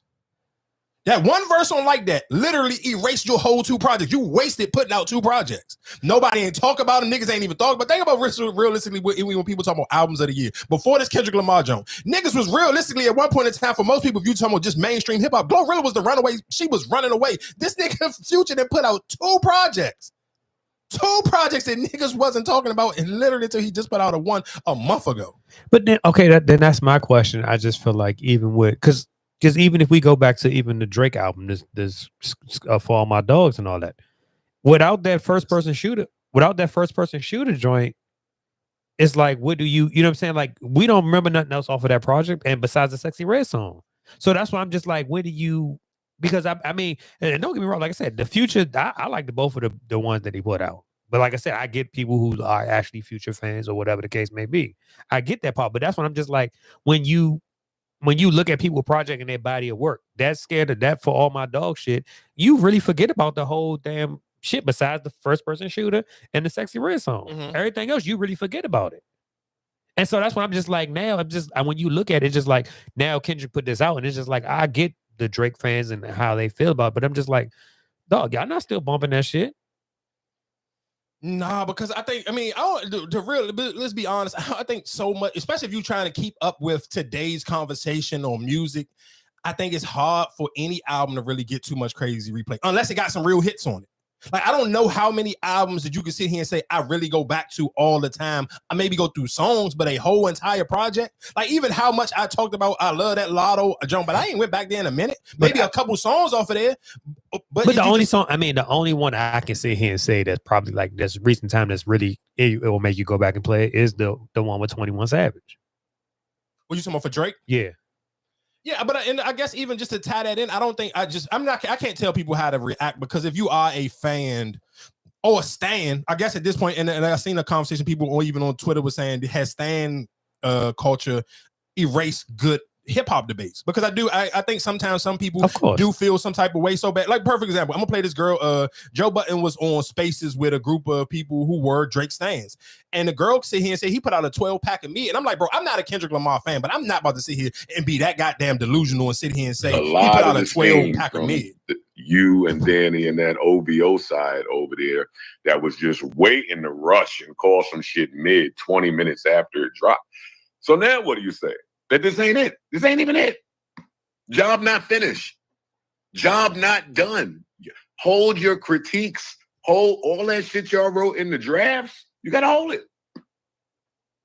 This is Just real quick, and for people who on social media sitting here saying this is not an album, this is a mixtape, bro. Who cares? If I listen to it on Apple Music, it's an album, dog. We don't. Listen to what I'm saying. None of us know the difference between an album or a mixtape. A album with a body of work that don't got no. If it's not a freestyle, bro, it's an album, dog. You can't. It's no way in hell you can sit here and tell me that this ain't an album. Or you sitting here trying to say, oh, he rushed an album. He ain't rushed no album. No, he put out a project, and the project is fire, dog. Like, let's be serious. incredible for it to not be his album. Come on, stop playing with that kid. Like, yo, What is God doing to my body? Go ahead, Rick. During the beef, when Drake was leaking certain tracks or he was getting accused of leaking certain tracks to test it out, what did y'all say? Y'all said he was being pussy. That's whole shit. If what you're saying is true, you might not have said it, Joe. Multiple people did say it. And if that's true, then if your theory is correct and he just slid this out to test the waters, he's doing the same shit. He actually does a lot of the same shit that Drake does, but this is a prime example of that, right? Grandpa Rick, Incorrect. His mixtape or Absolutely whatever project correct. this is going to sell, and we're not talking about sales, but he's not testing anything out. He's Kendrick Lamar. Why do you slide out this mid-pack if it's not the album? We're waiting It's for not the a mid-pack. album. It's a mid-pack, girl. Hold on, Rick. Some of these songs are not, and this is what I'm talking about. Just because y'all dick writing the shit out the album don't make it better. Dick writing is actually fucking good. Rick. Nobody dick writing this shit is good. It's Rick. really It's decent. None of these songs, to be clear, none of these songs are standout. It's 12 tracks. Oh, Rick. What? Rick. All right, I am muting the stage to gather myself. And Rick is going to trick me into talking about this shit. I ain't saying nothing. Actually, y'all fight. I ain't saying shit. Trick me. Nah, get your shit off, Rick. Come on. I brought Danny up here to support her. I'm trying to get it off. People keep interrupting me. Honey, please let Rick land with her. I'm gonna let her take. go. Let me always interrupt everyone. He slid out this man. So real quick question for just people in the comment section so we can have some good dialogue. So do you feel like this is not an album because it doesn't have as much? I'm with you because let's sit here and say we comparing it to Mr. Morale and the Big Steppers. Are you saying it because it doesn't have more substance to it? So you saying that's why it's not an album? But then I guess my only pushback to that question would be do you feel like Damn had that much substance in it as well? Because I feel like Damn had a lot of quote unquote what you would see if you're not a Huber Kendrick Lamar fan, what some of his most commercial songs would be. Because I feel like I'm with you. If you judging it off of if you go on Good Kid, Mad City, you go on Mr. Morale and the Big Steppers, and you go on Pimple Butterfly. Of course, Pimple Butterfly, Mr. Morale, and good. All of those had substance into the songs, and all of those Jones had, I guess, more layers to them, if that's the word that you're using. But do you feel like realistically it's because it's not that, it's still making that an album because it don't have that? Because I guess if we talking about Kendrick Lamar, because I'm about to say a bunch of rappers don't be having layers to their joint and they still call them albums. So that's why I don't necessarily know, does that make it not an album? And then I think realistically, if we probably really doing deep dive into the music, it still got layers. Like even look, this is the thing about the Hot Pot 6. Like I don't know what more layer would you look for, or even just if you're talking about a minus the songs, I think what probably would make you say it don't have no layers. I think it's saying the songs that probably are more catchy, the more friendlier songs for the non-Kendrick Lamar fans to get us in, because I am a non-Kendrick Lamar fan, but those songs featuring all the younger West Coast dudes, it baked me in it. I'm here. He's painting me a picture on what's going in the West Coast. So my thing would be is maybe it's not. Do you feel like the layers?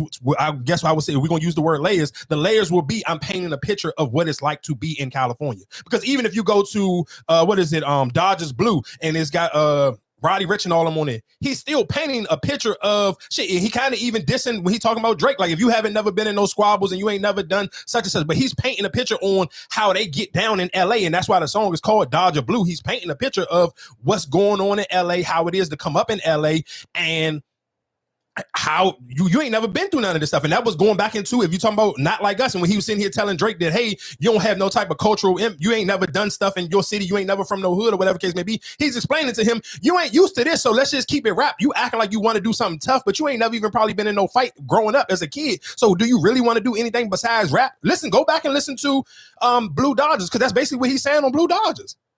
Like, he's explaining to him why, like, you should just want to keep this rap because you have never lived and done anything outside of being a rapper. But I've done things outside. So that's what I'm saying. If you exclude all, because I understand, that's what I'm saying. The hits on it is hits. That TV off, John, like, I've seen every major food company, every shit, ESPN ran, that's all day long. You go on ESPN page, mustard, like, that's all you see. Pick a major corporate America company that has an inch of social media type of brain to them. From McDonald's, shit, I might even use the cover for this on. They literally went and redid the mustard Joe. And think about how big, though, McDonald's is McDonald's. They don't have to play into none of that shit. McDonald's just literally did their own mustard. Like, this was a pastor on the joint. He literally is on the pulpit.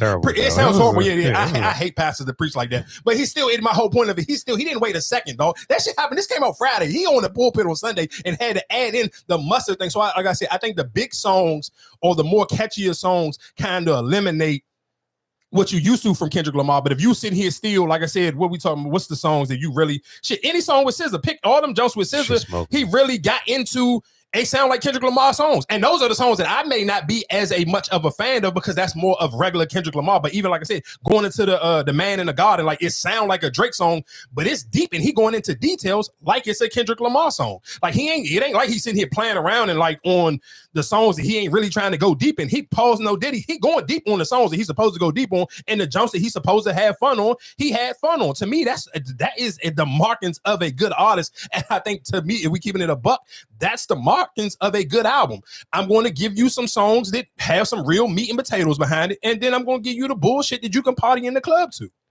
Like, there's no way in hell especially if you black, I don't care if you don't know how to crip walk. And we all have fake crip walk before watching, just growing up. Fucking what Fat Joe said. You look at Lil Bow Wow in here trying to throwing it up. So listen what I'm saying. When you hear that squabble song, that shit make you want to dance. I was so mad when you hear that squabble joint and it come on. It pissed me off that I ain't from the West Coast and I don't know how to do none of that shit. I'm on Twitter looking at like the little memes and gifs of AD and them doing on Back on Fig and all them niggas in the back of the video just crip walking. Like, bro, that shit to me is tight. Like, it's no way in hell, like, as a black person and just if you really grew up on hip hop and watching world star, because think about when the only times you used to get distaste of different people's culture was from DVDs, watching Smack DVD or watching World Star, like even before YouTube. Like when a nigga was introducing, when they were like, oh, this is such and such, especially when they used to do them different New York neighborhoods, like you got to feel and listening to this album felt like I was watching a World Star video. Like I got to know what it feel like to be in Cali. Because let's be honest, when the last time you heard it, and I'm not saying that California artists don't do that now, but what's the last mainstream California artist you felt like you was on the West Coast listening to their album? Shit, and then just take it. And matter of fact, you ain't even got to make it just West Coast. What's the last mainstream rapper you listened to that made you feel like you was from their city and their hood? You can go out from Meek. Meek, when the last time Meek made you feel like he was in Philly? Maybe in a song. Yeah, what was that? 5, whatever that last one he put out. Yeah, 5 a.m. in Philly, but that's a song. We talking about a whole project? Though. Oh no. I don't think nobody has put out an actual project that made you feel an actual whole project that made you feel like you in that area. Yeah, I don't. Because even think. But I'm gonna tell you the only, and it's not in the detail. And maybe maybe sonically we could sit here and say Big X the plug. Whatever that last project he put out, it sound like a Texas album. Not saying he painted a picture to make you feel like you in Texas, but if you just listening, it sound like a Texas album. When Meg put out that song, what is it? Big in Texas, whatever the case may be. The stylistic of Big in Texas sound like that whole entire Big X the plug. But that's a song from Meg, and that even the Big X the plug joint, it's not making me like he's not painting a picture of what's really going on in Texas. Texas, he just making you feel away. And I'm not sitting here saying there's something wrong with that because Rod Wave do it all the time. I know what he said. What he say? But blacks. I mean, I'm with you. Okay, respect. But I feel like mainstream. But that's a cheat code right there. Because I mean, he's more like that's R&B, hip hop type. You know what I'm saying? Like that. You make that is a West Coast sound. No, I'm with him on that. But I think blast isn't mainstream neither though. We gotta be honest. When we using the word mainstream, like I feel like, I mean, of course, if you say blast, I mean, just sure you just really more in tune on to hip hop, and you just really you in tune, you know music, you know hip hop, you know what's going on. So when you say somebody like blast, but I'm talking about when we sit here and say, let's be real, when we talking about mainstream America, we talking about shit. Let's even just use the list. What Complex just put out that list of their, what was it, their Rap Caviar, what was it, the All-Star joint. Just when we talk about mainstream, just so we can kind of even play around when we talking about mainstream artists, I just want to kind of even use those people that they put on there. Where's this list at? Give me 1 second. Let me find this. Joe. What is this list? Was it the first team shit? That's it. Yeah, the Rap Caviar joint. Oh, here you go. All right. So when we talk about mainstream, we talking about, all right, let's just sit here. Perfect example. Tyler, the Creator, just put out a project. Future, Kendrick Lamar, Metro Boomin, Playboy Cardi. Like, this is about how big Playboy Cardi is. And Playboy Cardi from Atlanta, when you listen, just when we talking about mainstream, I don't know where Playboy Cardi from. You only know where he from because you hear people talk about where he from via maybe if you really in the YouTube community and you really just watching random YouTube videos when people were trying to put this gang from Atlanta from this one, but he don't. If you listen to a Playboy Cardi joint, you don't know where he from, and I don't even want to use him because I feel like that's too easy. Or even somebody like Don Toliver. Don Toliver put out great music, but Don Toliver really don't make you feel like. With Don Toliver from Houston, like when you listen to I think Don Toliver from Houston. When you listen to Don Toliver, he don't feel like you listen to somebody from Houston. That's my own point. Or even Travis Scott. Travis Scott just make big music, but it don't make me feel like he from Houston. Like if you didn't know that Travis Scott was from Houston, you wouldn't. But I would say, Travis Scott do make you put you like in his atmosphere, in his environment. That's what I feel like. It might not be from Houston, but it do make you feel like, all right, I'm in chat. You know what I'm saying? I'm in his realm. Because maybe because when you say Houston, I'm thinking chopped and screw, slow down music. That's what I'm thinking about. And just like what you said, big extra plug. That's a slow down. It's more of a slow down type of, you know what I'm saying? I'm just driving, cruising type of music. All right, then that's cool. If you're gonna say that, then that means you gotta say that for Don Toliver too. Because I feel like him and Travis is kind of like in the same lane. But even for somebody like Uzi, like think about how big Uzi is, and Uzi is from Philly. Nothing about Uzi say Philly. Now let's be clear. Has Uzi done songs with people from Philly? He done songs with people from Philly. He done songs with people from Jersey. And even if you kind of want to give him a round of applause for kind of ushering in that little hip thrusting jump, if that is some Philly Jersey type of situation, cool. If that's how you want to tie it in. But I still think it still is so many artists that don't make you feel like they from. I mean, to be honest with you, because I feel like even if you put, and I think this is more so what we got to look at it as, because how West Coast and East Coast is. When you look at like you listen to like a Fab Project or you know what I'm saying, like that's more of a New York. It's, you know, like the all them soul tapes. That was more of a New York type of vibe. It's the winter time. You know what I'm saying? Like you set that vibe. But this is like a West Coast feel. Like you want to be in the West Coast enjoying this. Of course, and I think real quick, to be honest, I think I'm not gonna say my last takes, but a take that I got, I feel like this was almost a cheat code for Kendrick Lamar, because this is almost like this type of album you looking for somebody from their very first album. Like you got this album from Game. What was that? What was the Game first album called? The Documentary or what? I can't remember what Game album. But this sound like the Game's very first album. This sound like YG's very first album. Like Kendrick Lamar, you talking about what, he 5 or 6 albums in? He pulled a cheat code. Like I'm going to give you that sound that everybody's been dying for me to do for a decade plus. I did it now 5 or 6 albums later. So now it sounds like a brand new jump. So it's kind of like, that's what I'm sitting here saying. It's going to be hard for Drake to come back behind this, because what project will Drake be able to do now that make you feel like a new artist? Because let's be clear, it's a lot of people right now, again, like somebody like myself, I listen to every new project that come out. I even found my way of listening to somebody new this Friday. But still, what could Drake do right now today that I could be like, oh, damn, this is something new? This sound like a brand new Drake. Like he gave his career a whole new rebirth. Because what Kendrick Lamar did, if y'all really think about it, think about all the sounds in the chants and effects what he did on Not Like Us. He took a little bit of Not Like Us and sprinkled it literally through every one of those type of California songs on the mustard. Like, think about how that's going to just play out throughout the jump, or even the squabble up, or just little different ad libs and sound effects that he was doing from like the wop, wop, wop, a dot fuck him up. Like, he made sure he did all of that on every one of those songs that called for that. When that beat, like I said, when they did that little California thing with the hi-hats, every time that beat called for that, he made sure I did something in that. So guess what? I never eventually had to do. After the Super Bowl, I'm never going to have to perform Not Like Us again, because now I gave you a whole body of work that feels like that same thing. That same little tempo that the club going to go up to and make niggas party and make people get excited when it come on and make you want to put your best crip walk on and make you shit. If you got a goddamn flag, you want to gangbang, dog. Like, think about what I'm telling y'all. When you listening to that album, it make you want to gangbang. This coming from Kendrick Lamar. Like, you're listening to a Kendrick Lamar album that make you want to gangbang. Bro, he just broke the ultimate cheat code. Because listen, just think what I'm telling you. What in your mind right now, whatever you have, whatever type of level of Drake fan you are, shit, not even just Drake, but any rapper coming behind this project, what are they going to do to make you feel like that way? I can see him ask that same question for Drake. I can ask that same question for Meek, because like I said, again, when the last time Meek made y'all feel like he was in Philly? And that's just what I'm sitting here saying. When we talk about those levels, even for J. Cole, don't think about how many rappers never made it from North Carolina or never made it from South Carolina. Shit, even look at the baby, as big as the baby and the biggest J. Cole is, neither one of them niggas never made you feel like you know what it is to be like in South Carolina or North Carolina. The closest thing you may get, but Petey Pablo gave them a song. But we talking about even just a whole project. Like, even when you listen to J. Cole or the baby, neither one of them, you would not know that they don't make you feel like, they're from North or South Carolina. Like, the baby sound country, but he don't sound country like Petey Pablo country. When you hit, like you said, Petey Pablo, let's sit here and say, and that's crazy. Just think about when we talking about for how big the baby and J. Cole is, the closest feeling you got to a North or South Carolina song is from Petey Pablo. So for them two niggas to reach his big, think about how big the baby was before he did all that crash out shit and Rolling Out. He ain't never made you feel like he was from North or South Carolina. He just made you feel like he make big songs. For J. Cole, for as much as emotional as J. Cole getting his music, what's a J. Cole song to make you feel like you from North Carolina? And that's what I'm saying here. So think about, and the reason why I say that, and that should be the bar for rappers. Think about when you first heard Jeezy. It might be that what's the name project, the one we sit on the rooftop. Forest Hill Drive? Or what is that what it called? Yeah. I think that one might. I think that project.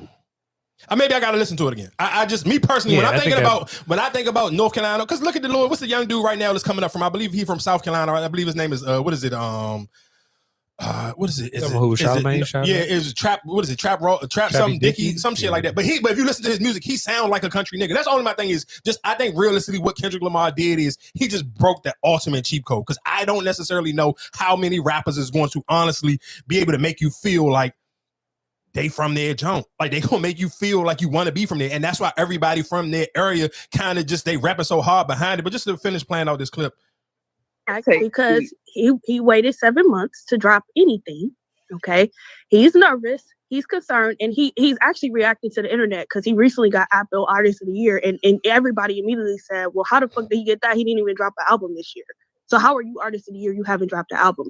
So reactionary style, he drops this mid, and he's sliding it out to try to test the water, see what's out there. And of course, everybody gonna ride it to death.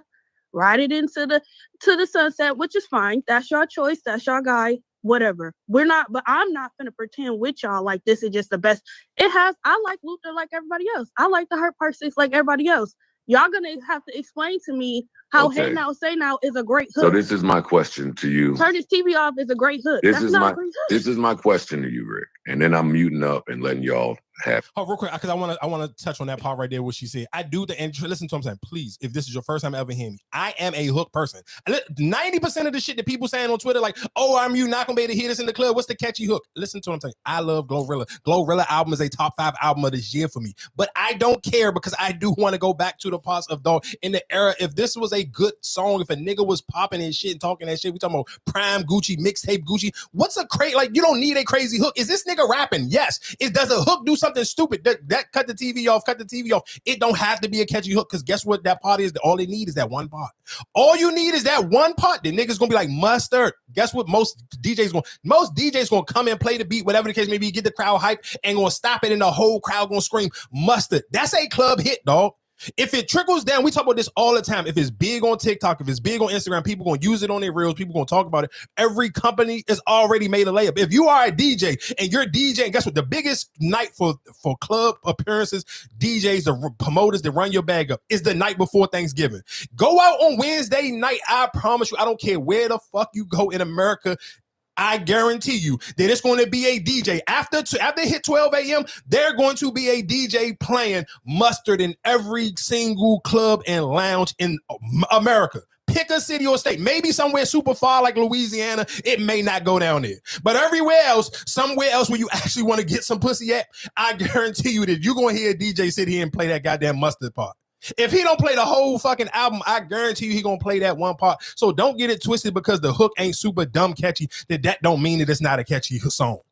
That Cut the TV Off is an extremely catchy song, though. And I'm talking about, this is something, bro. I literally just last week said I was pissed that I kept hearing Elliott Wilson and them niggas talk about Drake and Kendrick because ain't neither one of them done shit. It's been months that both of them niggas been quiet as hell and y'all still sitting here going on podcasts talking about them. I literally just said that last week, but now this nigga has gave you something to talk about. And I agree with what she said. Like, it's crazy that a nigga got Apple Artist of the Year for 2024. He only put out fucking, at that time, 4 songs. And all 4 of them was Drake diss songs. But, dog, we not about to see. You can't make it like, even if this is boxing, you see a nigga knock somebody out, that shit matter. Perfect. And we can even tie this into sports. South Carolina, for, of course, the women Gamecocks, they coached by Don Staley. They went last year, won 34. They were 34-0. Literally just started this season off and won 5 games in a row. It's a big deal when UCLA beat them today. Everybody, they was celebrating in that fucking locker room like it's a championship. You know why? Because I get to make my name. So me knocking Drake out, if Drake has had he had the rap game in a chokehold for 12 years, and I finally knocked this nigga out for everybody to see him. Because let's be clear, there's some people who still on the fence, like the Pusha T thing may really don't count like that to most people. Because that's not a real mainstream beef. Because Pusha T is not a mainstream artist for people if you're not a diehard rap fan. So that beef kind of nothing. Realistically, before Drake had his back and forth with Kendrick, Drake's biggest mainstream fight was fucking Meek Mills. And he beat the shit out of Meek Mills. So for Kendrick Lamar to come in and sweep and knock this nigga and give him a KO, and I'm talking about a KO where it was like they had to get the smelling salt to wake this nigga up, and he still ain't wake up. Like they had to drag him out the ring. Bro, of course they gonna sit here and champion him. And all he did is sit here and say, cool, y'all right. I didn't deserve none of those awards. You're absolutely right. And let's be clear. And then when we talk about Future and we talk about how they ushered in that beat, that is realistically how big Future's influence is. Because for somebody like me, I will, of course, any normal time, excluding before this album came out, I will always go listen to a Future project before a Kendrick Lamar project. So the smartest thing that Kendrick Lamar ever did is, what's an audience that I can get that I normally wouldn't get? I can start a fight with Drake on an audience that would normally never listen to me. I started a fight with the biggest rapper in the world, where the closest person to him, stature-wise, hit-wise, Grammy-wise, all the wise that you want to put it up to is Future. I started a fight with a nigga that he helped put him on the same pedestal right next to him. Because otherwise, just imagine if Kendrick Lamar would have just dissed Drake on his own project. Most people wouldn't have listened to that shit. If you're not a diehard Kendrick Lamar fan, like if you're just somebody like me, who I listen to Southern rappers more than anything else. Pick us, I don't give a fuck where they from in the South. If they somewhere from the South, I'm listening to them more than anybody else. So for somebody like me, hey, damn. And listen to what I'm saying. I listen, and this is again why I want to give Kendrick his props. I was one of those people. I'm that standout. I ain't really want to like that because I'm like, damn, he just did my man dirty. I felt like that.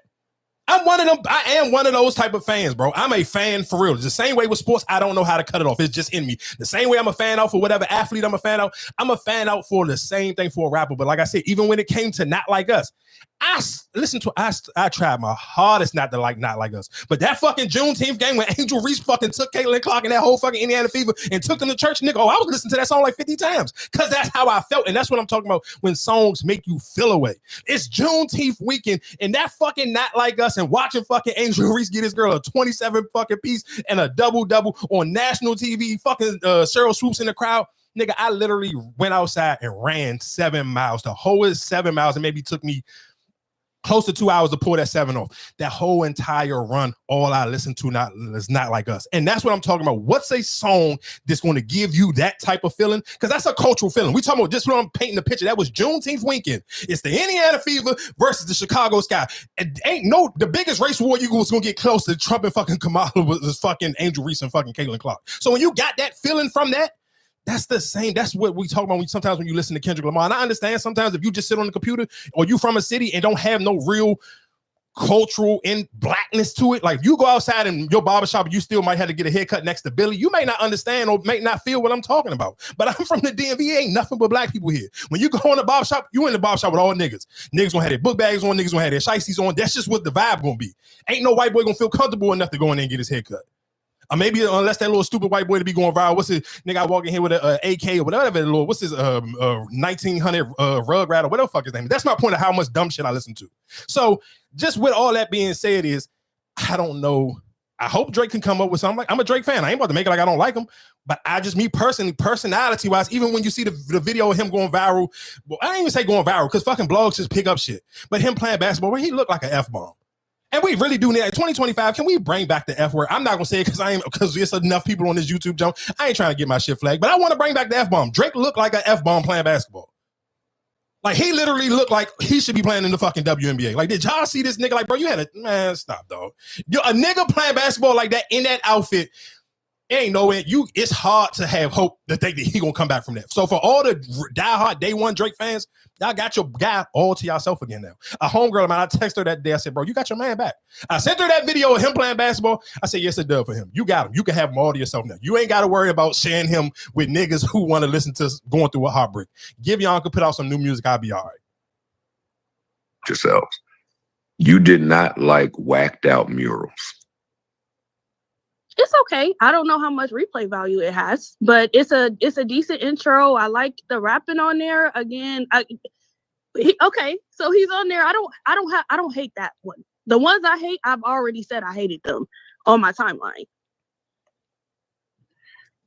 They said this album better than Damn, which is insanity. No. Stop. Don't be stupid. Don't be stupid. Oh, that's the person who said that. Craig just said that on the stage.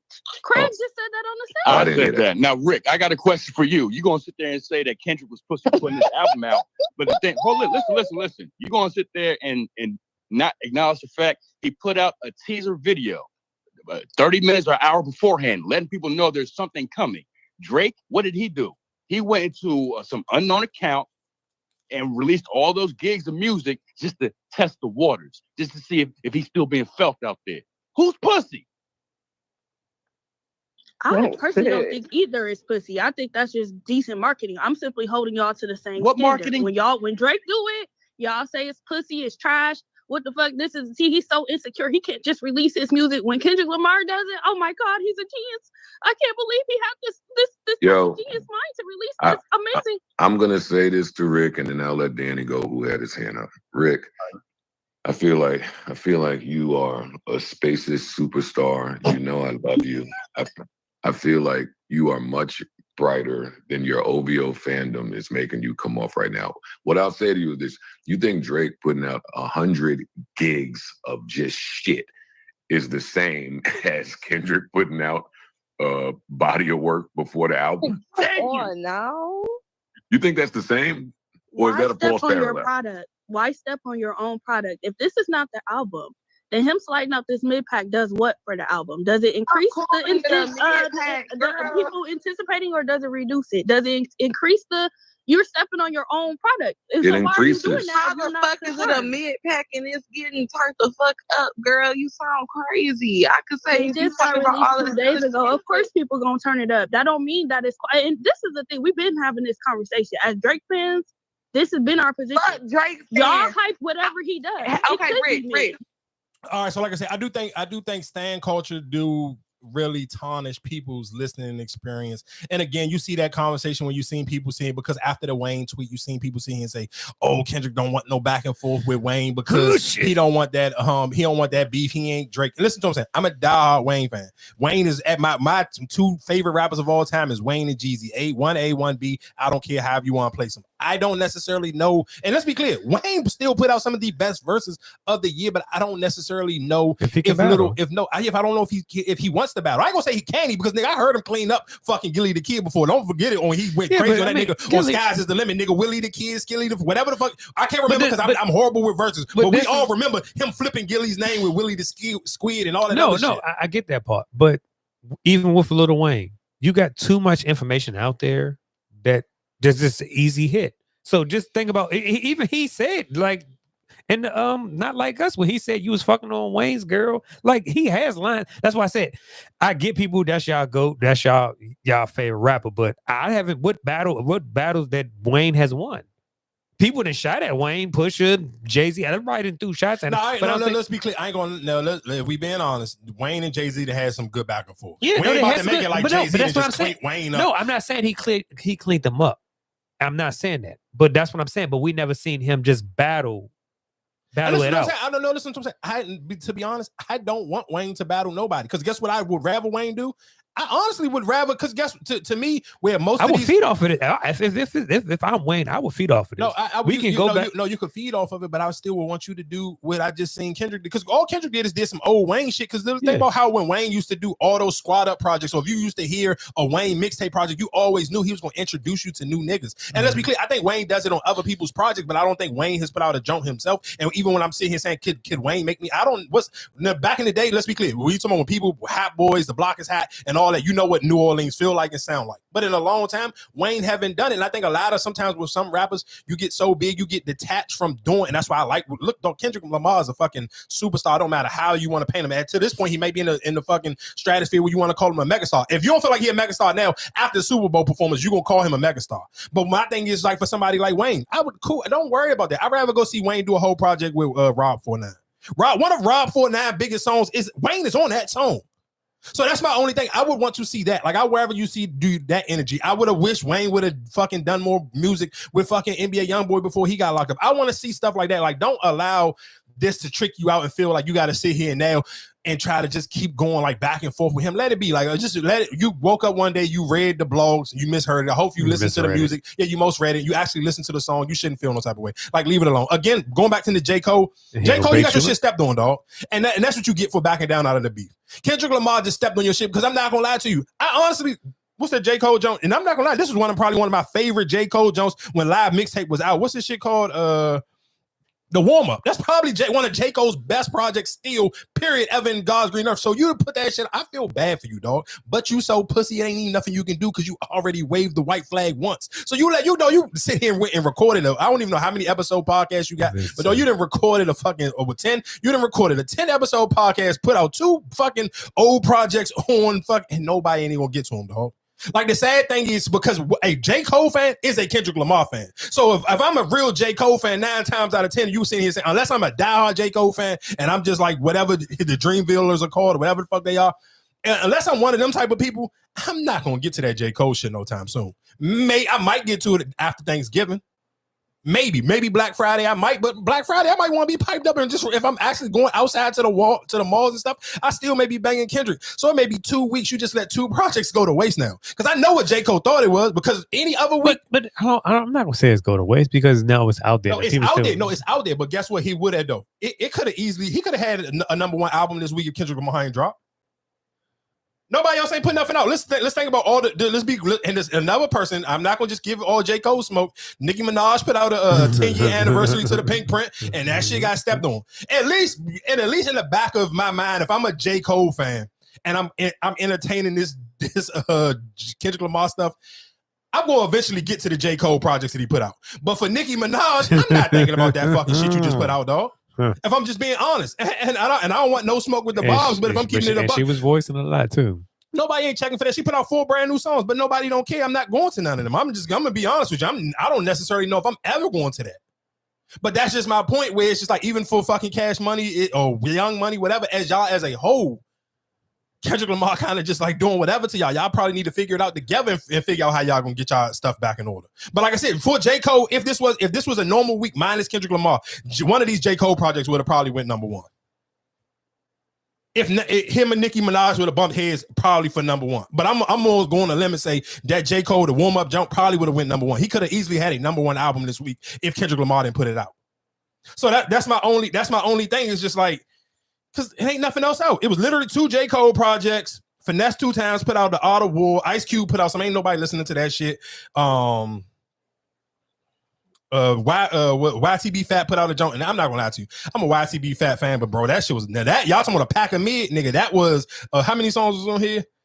This was an 8-pack of bullshit. I ain't gonna hold you. That why he could have kept that. The only little nigga joint that I like that I did listen to outside of Kendrick Lamar this week was Babyface E. He cool. I believe he from Detroit. I believe he be rapping with Rio the Youngin. So I mean that shit was cool. Like that was cool. Chef G, I tried to listen to the Chef G joint. It was all right. But like I said, most of these niggas, who else? Kenny Mason, Bloody James, like Killer Mike, like Mo 3 put out a deluxe project. Rest in peace to Mo 3. But hey, ain't listening to that shit. I believe Flaw J put out a deluxe project. Like that was it. J. Cole, literally, like I said, J. Cole could have stole him a number one this week. But it's not gonna happen now. Like I'm just, and I don't care how you say it. If I'm J. Cole, yeah, I guarantee you regret that apology now.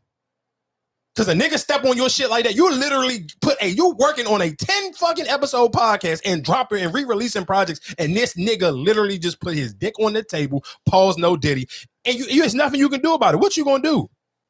Nothing. Wait the storm. Man, I'll be pissed if I gotta wait the storm. Real quick, because we did talk about this. I mean, I guess like I don't feel like I have too much else to sit here and say about the Kendrick Lamar situation. I feel like and the Hot Pot 6. That Hot Pot 6, I'm not gonna lie, he smoked that. He smoked that Hot Pot 6 and he did paint a great picture. And that was the reason why I was sitting here saying when we talking about actually painting pictures on albums and music, he did a great job of that. Even when people were sitting here saying like why he didn't have Absol or Schoolboy Q and none of them on it, he didn't need them on it. I feel like that the way he bigged all of them up on the Hot Pot 6, that to me was bigger than the feature. I mean, of course, it's not going to come up in your publishing or whatever, but he showed all y'all love. He took each verse and showed y'all niggas love and gave a verse dedicated to y'all. So that to me was like, I'd take that was better than getting a feature. Yeah. So I mean, but what else? What you was about to say before? You about to say something? No. I fuck with that. The way he put, and especially towards the end of the whole project, you put that on there to show them love. Yeah, he showed them love. And this is your first one without. This is the first one not under. TD. Yeah, this not under TD. Yeah. I respect it. So of course, last week, I asked you this question because I asked you how would you feel if you was, and I mean, of course, if you on here on some diehard hip hop shit, this is not diehard hip. This is literally just about to be on a hip hop ratchet TikTok shit. For the little dude Shamar who got this song, if y'all don't know who that is, he is like a he a crippled dude. I want to say I ain't he a comedian, but I don't necessarily know what to call him. But this is the little crippled dude who got the song. Somebody y'all made popular. Yeah, somebody y'all made popular on social media. That Clock That T jump, but he got that song, and of course, is the song with the girl who had the features from Cardi B earlier last year, but she got a song, and the song is called Clock That T, and they be like rock the bait. So basically, he felt some type of way, and he was getting the credit for the song, and she felt some. And I asked you, I said, how would you feel if your song got big and the crippled nigga was getting all the credit for the song? And that's what happened. So for people who don't, real quick, I'm gonna play this clip of him explaining why the girl took him off and put Soulja Boy on it. She really got mad because I didn't sign no record deal or nothing to her label. That's the whole reason why that she was trying to have Ivo to delete his content because he was getting more reads or whatever the case may be. But you go on the internet and you say something about my body. So it's like,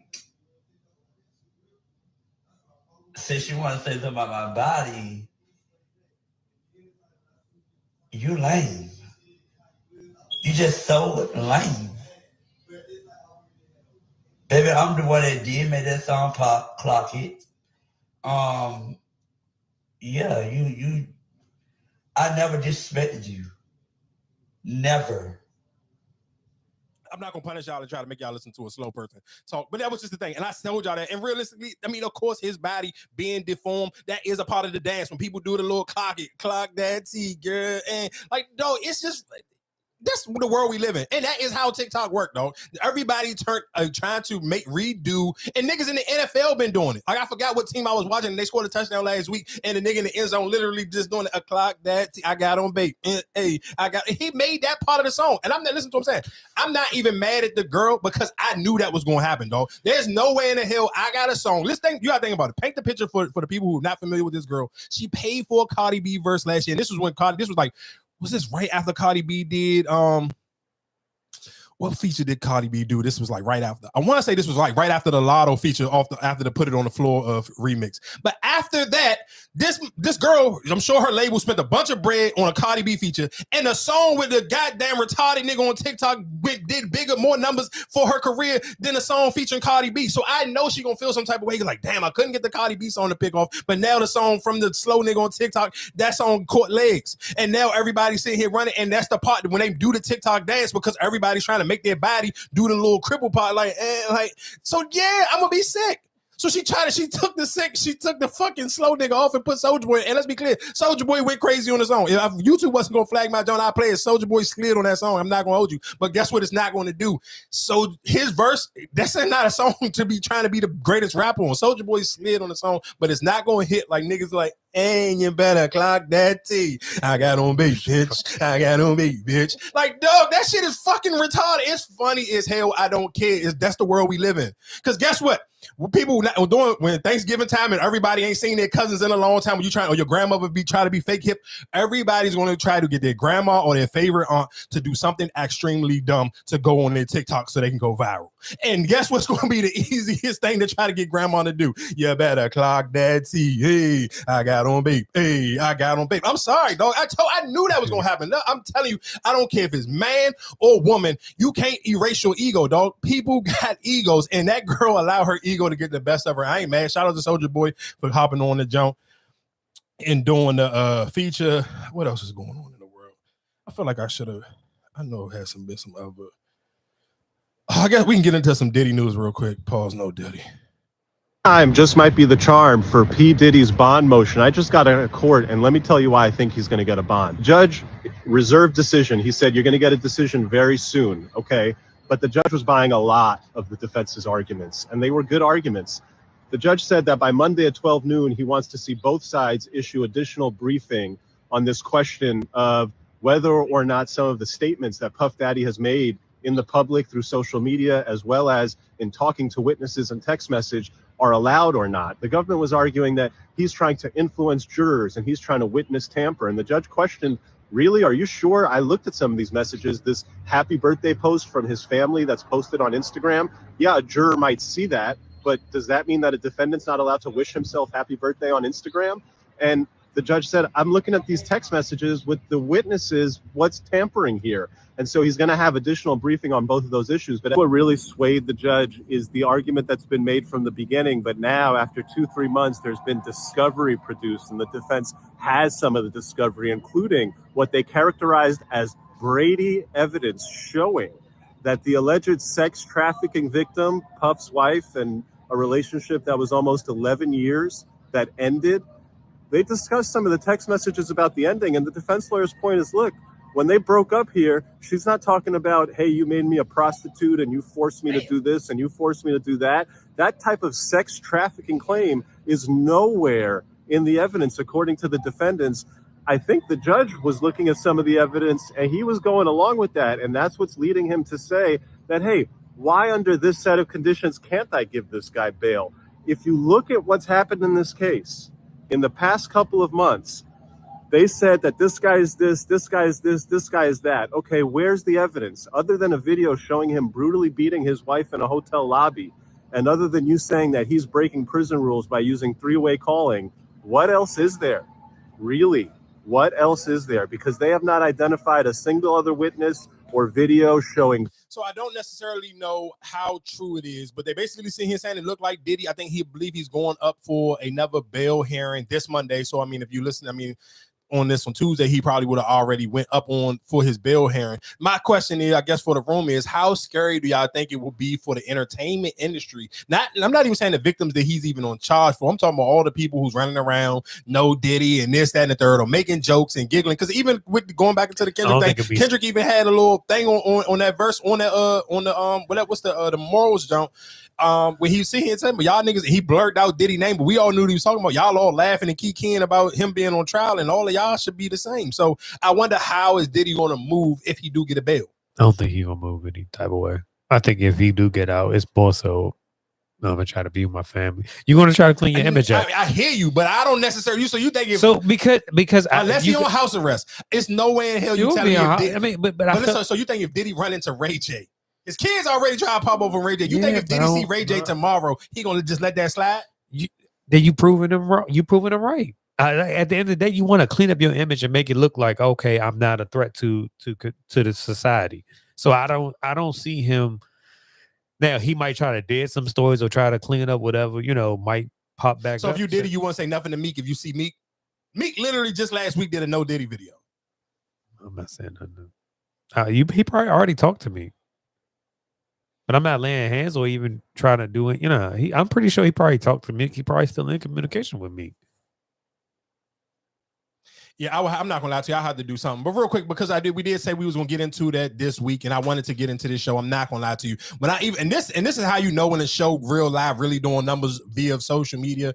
For people who don't know what we're talking about, it's called Cross, and it's on Amazon Prime. The character's name is Alex Cross. This show is brought to you, and it's presented as a real DC type of corporate America type of situation, like really backdoor government type of work. But realistically, if you watch it, and the reason why I like it, because they painted such a good picture of DC. Like, it's a lot of movies and a lot of TV shows where DC will be just a backdrop. Well, it won't make you feel like you actually in DC. But for this show, even very first, I'm not even going. There's no spoilers. I promise you. If you haven't watched it yet, and you still gonna watch it, we won't do no real spoilers. I just want to give you reasons to watch this show. And if you are a DMV native, I'm giving you the first reason to watch this show, just because they had Backyard on it. The fact that they had Backyard playing outside, because it was one of those things, and it's been going on, and that was let me know that the writer was really tapped in with the area, but for two reasons.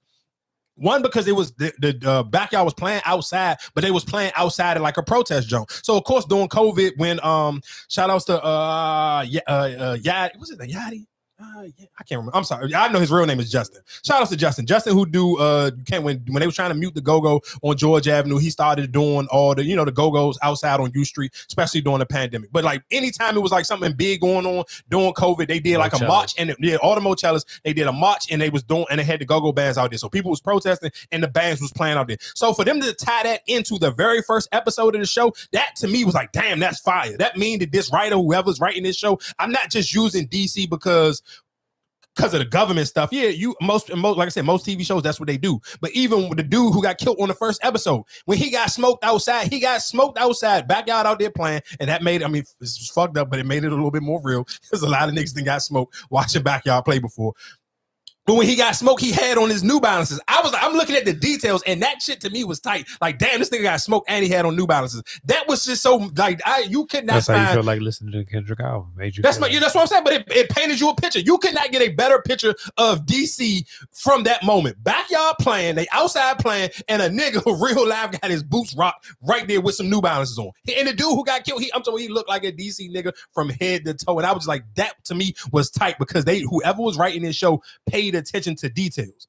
Now, I'm not sitting here saying, as the show continuously goes on and you go on to different episodes, it's not that much in details with DC, outside of them, of course, being in Ben's Chili Bowl the whole time. But I'm not even mad at that, because I'm sure for real Washingtonian people, you may feel some type of way, because people don't realistically, if you're born and raised here, you really ain't just up in Ben's Chili Bowl kicking the bobo like that. But I do feel like if we just going off of landmarks for out of towners, that's a landmark. People from out of town want to go to Ben's Chili Bowl because they have heard so many things about it. When you go in there, you see the pictures of Obama and all these other legendary black people up on the wall, so you want to go in there. So I understood why they painted that was their hangout spot, and that still to me is tight if you from here, because they sit here, that's putting money back into Ben's Chili Bowl. Because whoever watches this show on Amazon Prime and you plan to come to DC anytime soon, you're going to want to go to Ben's Chili Bowl now if you've seen this show and you never been there before, or never had no reason to even think about going to Ben's Chili Bowl.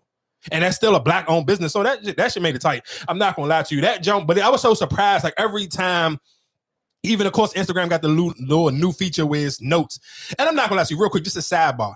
Bro, can y'all stop being so sad and so depressed on fucking social media? Like you, especially off the late night, you see so many bitches on their notes, Joe, just complaining about niggas ain't shit, all these fake ass friends and this, that, and the third. Like, bro, take that back into your Insta story. Let me have to be horny enough to choose to go to your Insta story. Because when you put it up on the notes, you know on the notes, it's just right there. As soon as you scroll on your page, you're like, oh, damn, this person said this, that, and the third. And all you see, I'm literally like, it's 10 bitches back to back, all of them complaining about niggas or complaining about one of their friends, my fake ass friends. I ain't got no friends given to go to. And I'm like, bro, this ain't what fucking Instagram made this for. You was gonna catch the bait and hard it. Oh, what, you said hard it? Yeah. No, I'm not harding that shit. If you crying and complaining about a nigga, I'm not harding that shit. I don't want no parts of that. I'm with you with the no friends giving shit, but I ain't harding none of the other stuff. But anyway, going back into to Cross. Bro, this shit is so action-packed off the rip. Like, that's one of them Jones. I guarantee you watch episode 1, you're going to be hooked. And you're going to be mad whatever episode you got to stop on if you didn't finish it. How many episodes did you get into? 5. All right, so cool. So we can go to at least through the first 5. Like I said, if you haven't seen it yet, just go watch it. I don't feel like you can do no real spoiler alerts because it's just so, the whole show is so intense and going to keep you on your feet. You got to watch it. Like, I don't necessarily... you can't, because I can even tell you who did it, and even when they named it, you know what's so crazy when they named the dude? What's the killer's name? Fanboy. And you really think about it, he looked like Eminem, so that made me think about Stan. Yeah.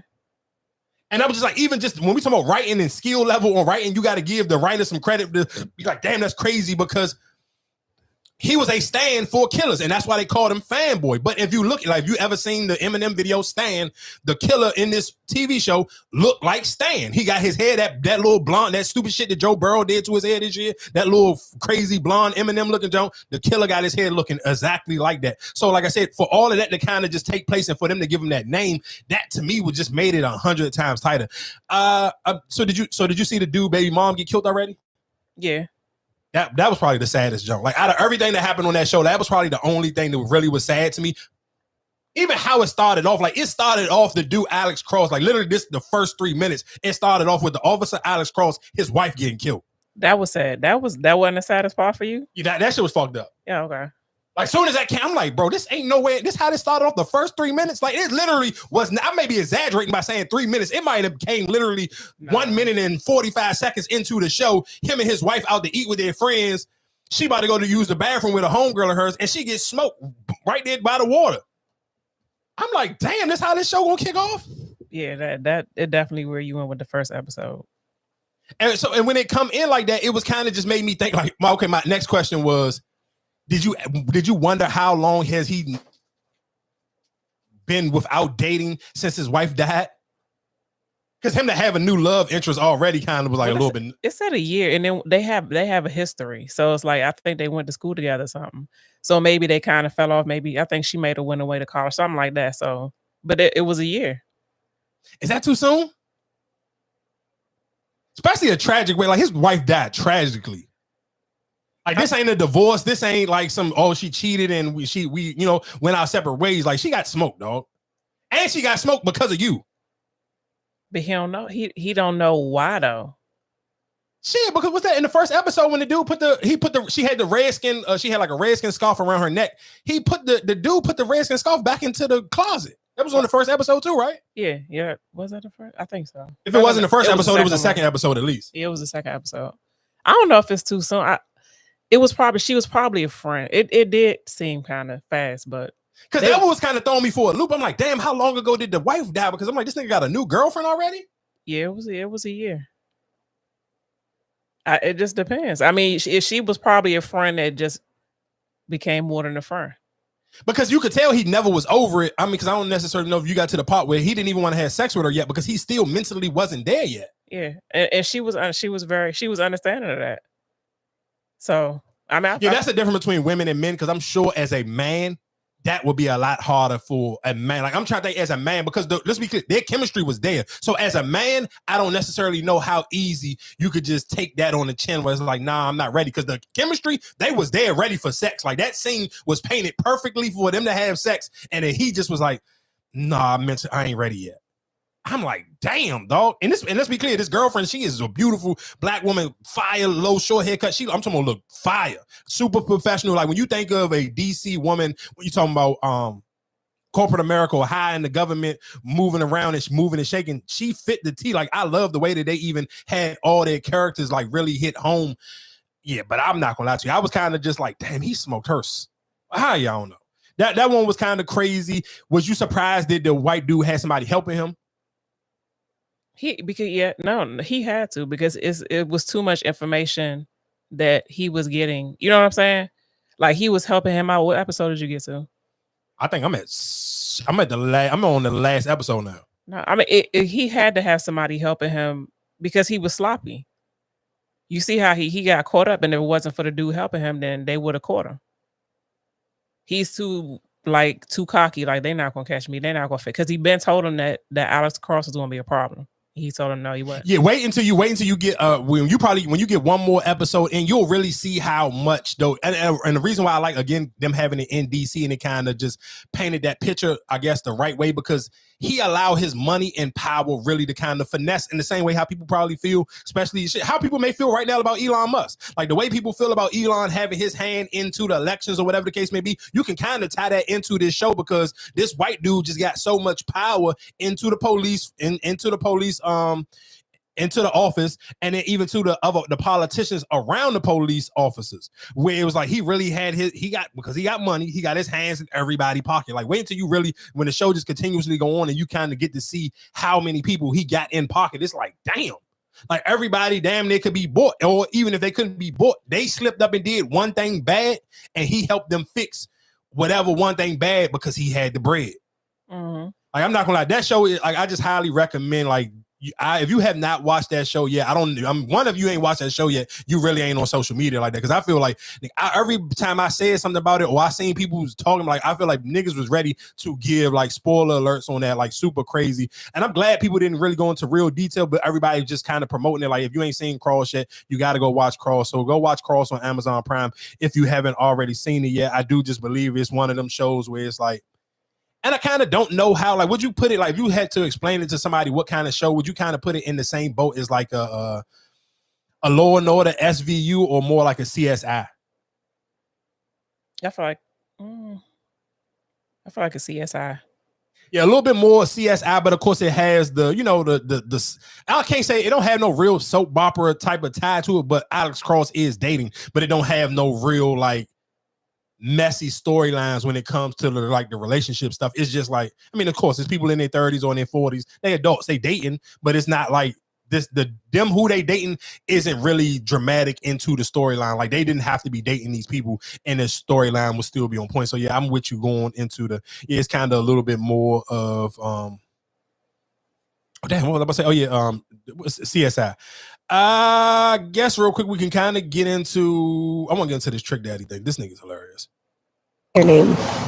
Trick Daddy dollars. My mama tricked my daddy for a couple of dollars. What's the most you've tricked? The most I tricked, 150. 150 what?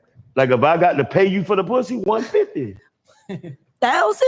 No, $150. Like just tricked on a girl, like buying her a purse or like buying her like man, just I tricking. enjoy all kinds of shit, and she still left. But she don't count. She don't count. They ain't tricking. That It's was your wife. getting personal. I spent enough on Joy for all. Let me tell you something.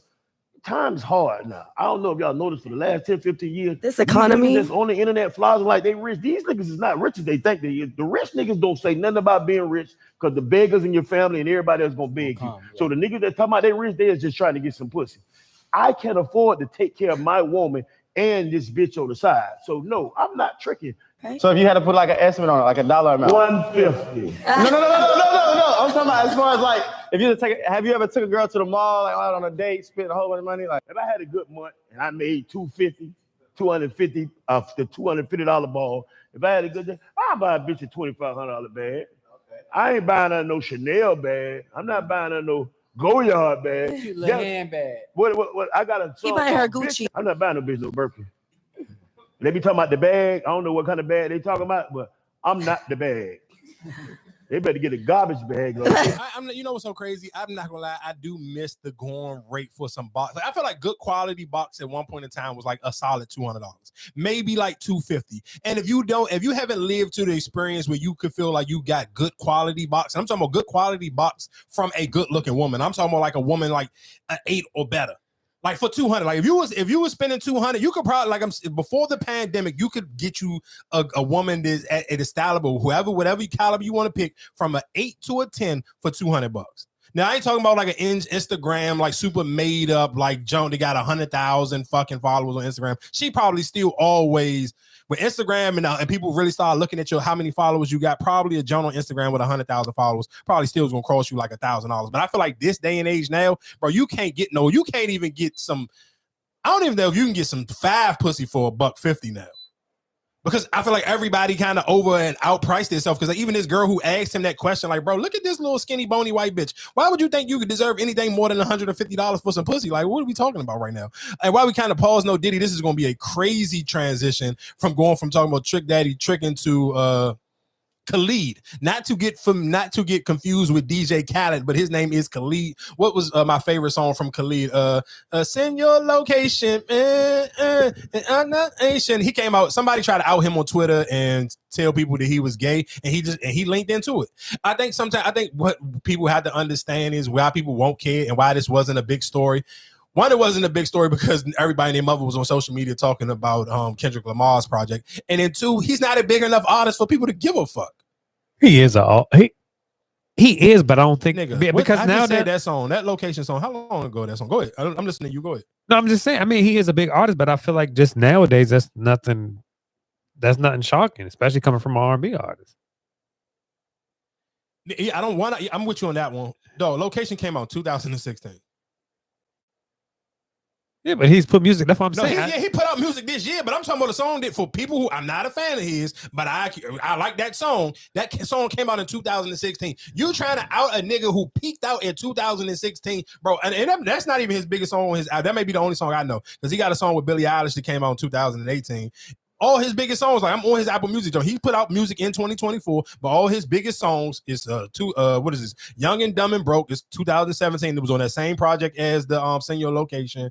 The next Better that came out in 2018. Talk that came out in 2019. Like literally none of these let's see, like nigga, he ain't put out a song that nobody cared about in the last 5 years. So why would niggas care if he was gay? And he's not a hot top. I still don't think people would care. Like you said, he's an R&B singer. Who really care? I think only time people care about stuff like that is realistically if you was like on the social media and you trying to be some extreme tough guy. Like if you were sitting on social media and you was trying to be like Billy Badass, then yeah, I do think realistically it probably would hurt you. It probably would like kind of hinder your career a little bit. But I don't necessarily think it would hinder anybody's career if that's not the energy you giving off. So like I said, I don't necessarily think that kind of made. I don't necessarily think it meant something for real. Who else did I want to get into? I think Neo's a cornball while we're talking about dating.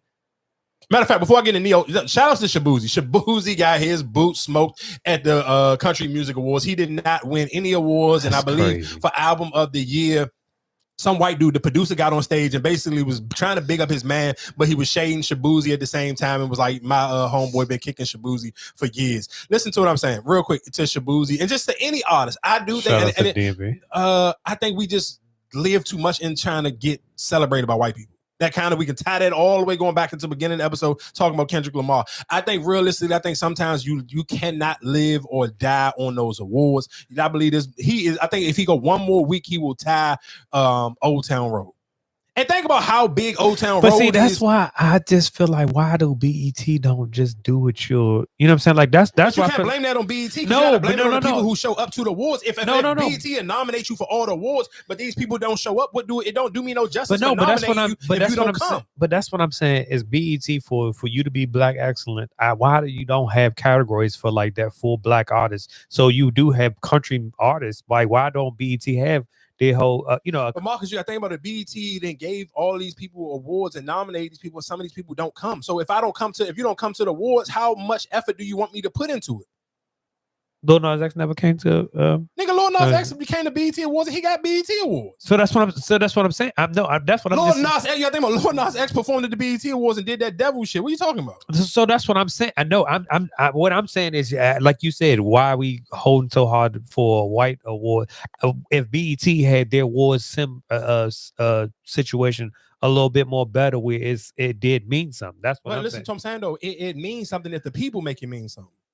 You cannot complain and show up for something and it don't mean something to you. Like if I give you an award, if I nominate you for an award and you never come to the award show, or you don't sit here and get upset when you don't get these awards, then my award show don't hold no value.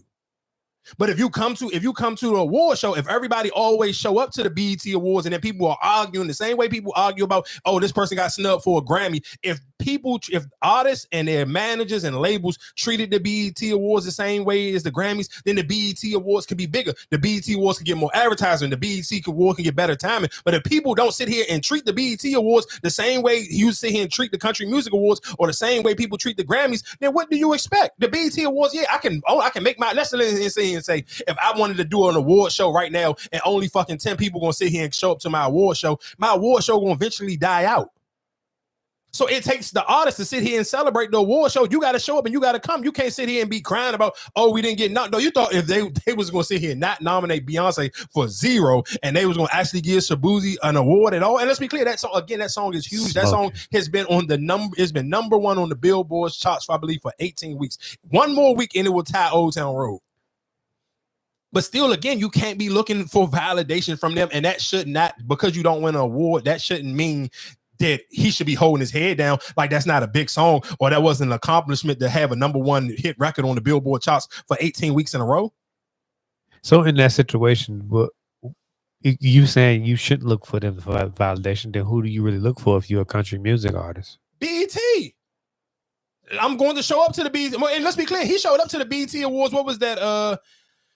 What year was that? Not, it wasn't hip hop year, but I want to say it was last year because he brought the Tipsy nigga out. Him and Jaquan performed the song together. I want to say, yeah, that was what was that last year? Yeah, him and Jaquan performed the joint. But that's it. I don't necessarily. To me, I would just put more effort in that. If I'm an artist, let me show up to BET. Whatever award shows BET you got, let me do that. But that again, that's just my point of it is if niggas be so pressed to let me get validation from white people, then all right, well, cool. If I don't get it from them, then I'm not gonna get it from nobody. I don't know what to tell you then.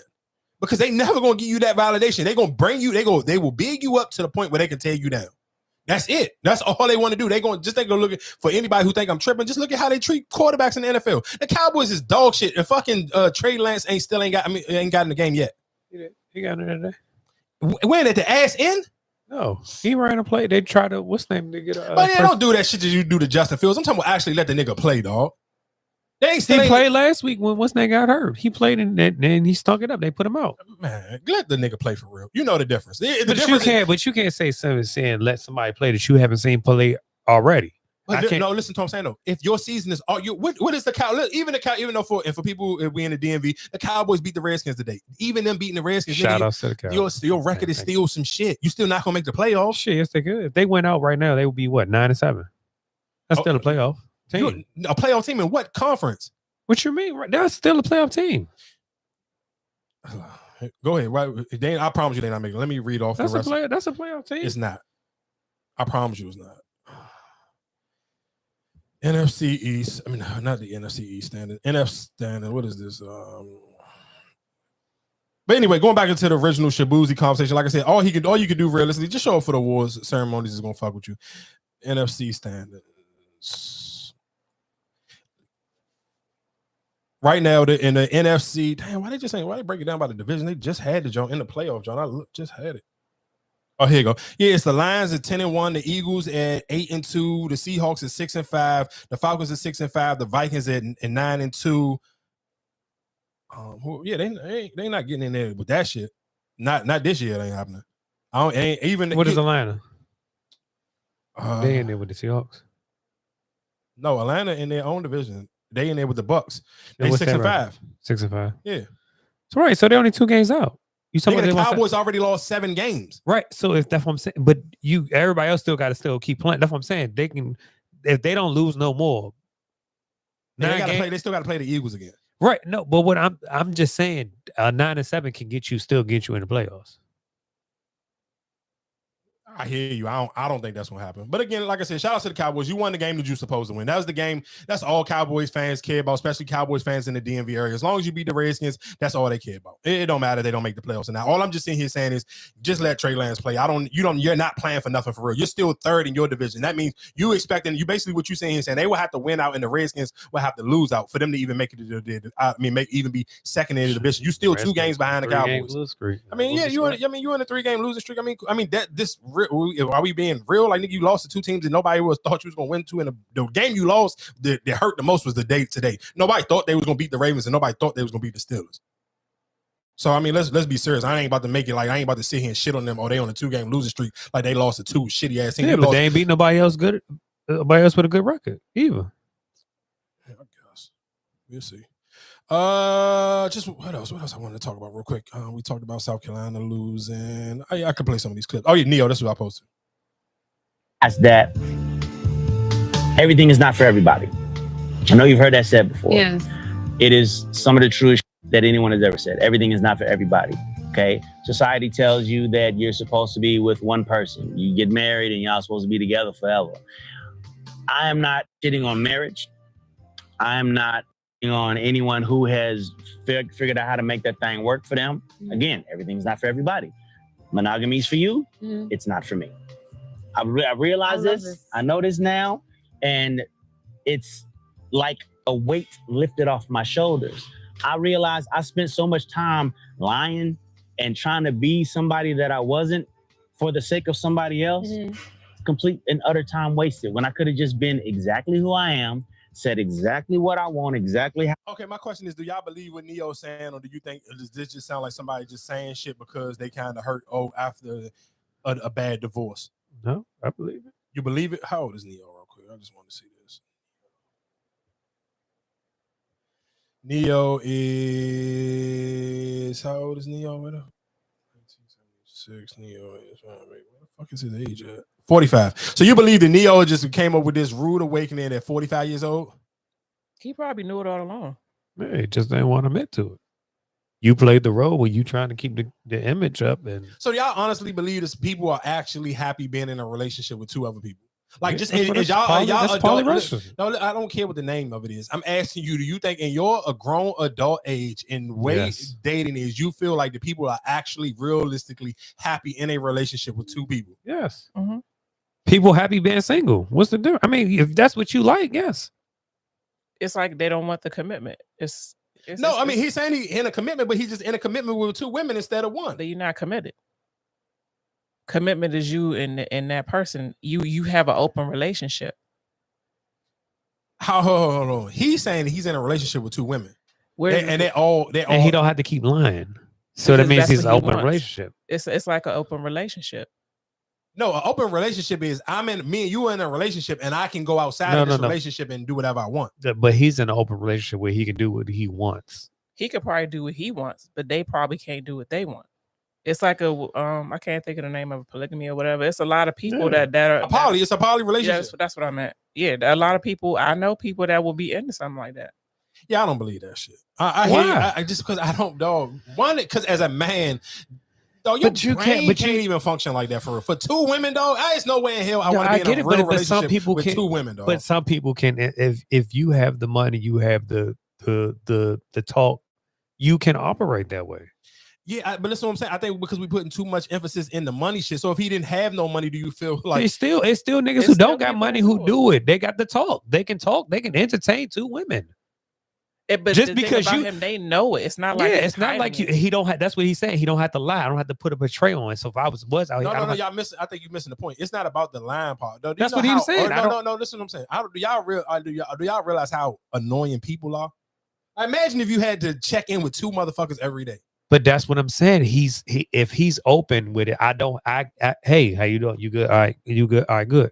I don't have to sit here and be like, oh, you ain't seen them shows like they be. Yeah, I don't have to sit here just I'm gonna show that much attention to one person one day. Like I don't believe it. I don't believe in none of that shit. I think most of 90% of that shit is absolutely capped. I don't believe people actually be happy in that shit. I feel like niggas learn new words the same way you learn toxic, the same boundaries and all the cool new words that everybody like to run into. Okay, so hold on. Boundaries is a word that niggas act like they just learned that shit yesterday. All right, okay, so let me ask you this question. So you okay right now just talking to one person, right? So you would just you can just no communication with nobody else, right? You that will make you happy? Yeah, if it was the person that you actually, we talking about marriages. This is actually somebody But I he's really not want to married. be But that's with. what I'm saying. Yeah, he's not married because he's still freshly divorced. Nigga, his divorce ain't even probably 2 years old, and he got kids with this woman. So yeah, it's easy to sit here and say, yeah, I wasted all this time. Let's stretch it out. Let's say he's been divorced for 3 years now. This shit is still new. I'm freshly out of a long-term relationship that I was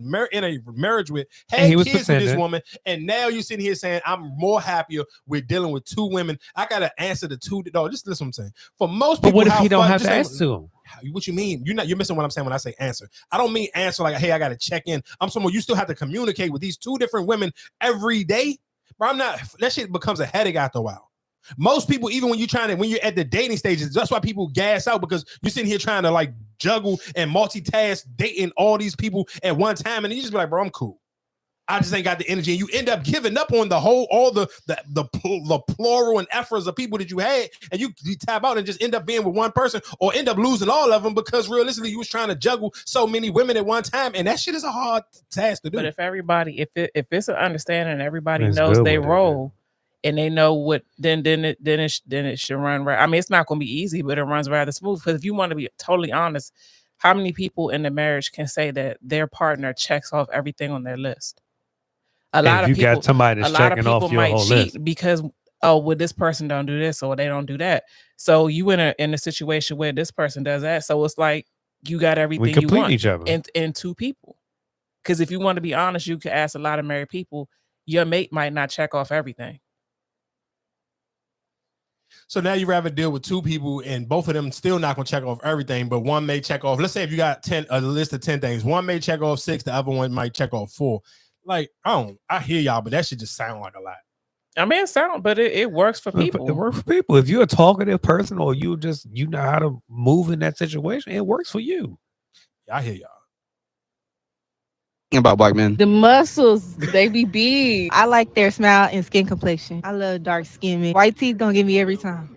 They just know how to dress for real. What's your favorite thing about black men? They have manners. They're like respectful. Like they actually like care about like the way that the women they talk to feel. What's your favorite thing about black men? Nothing.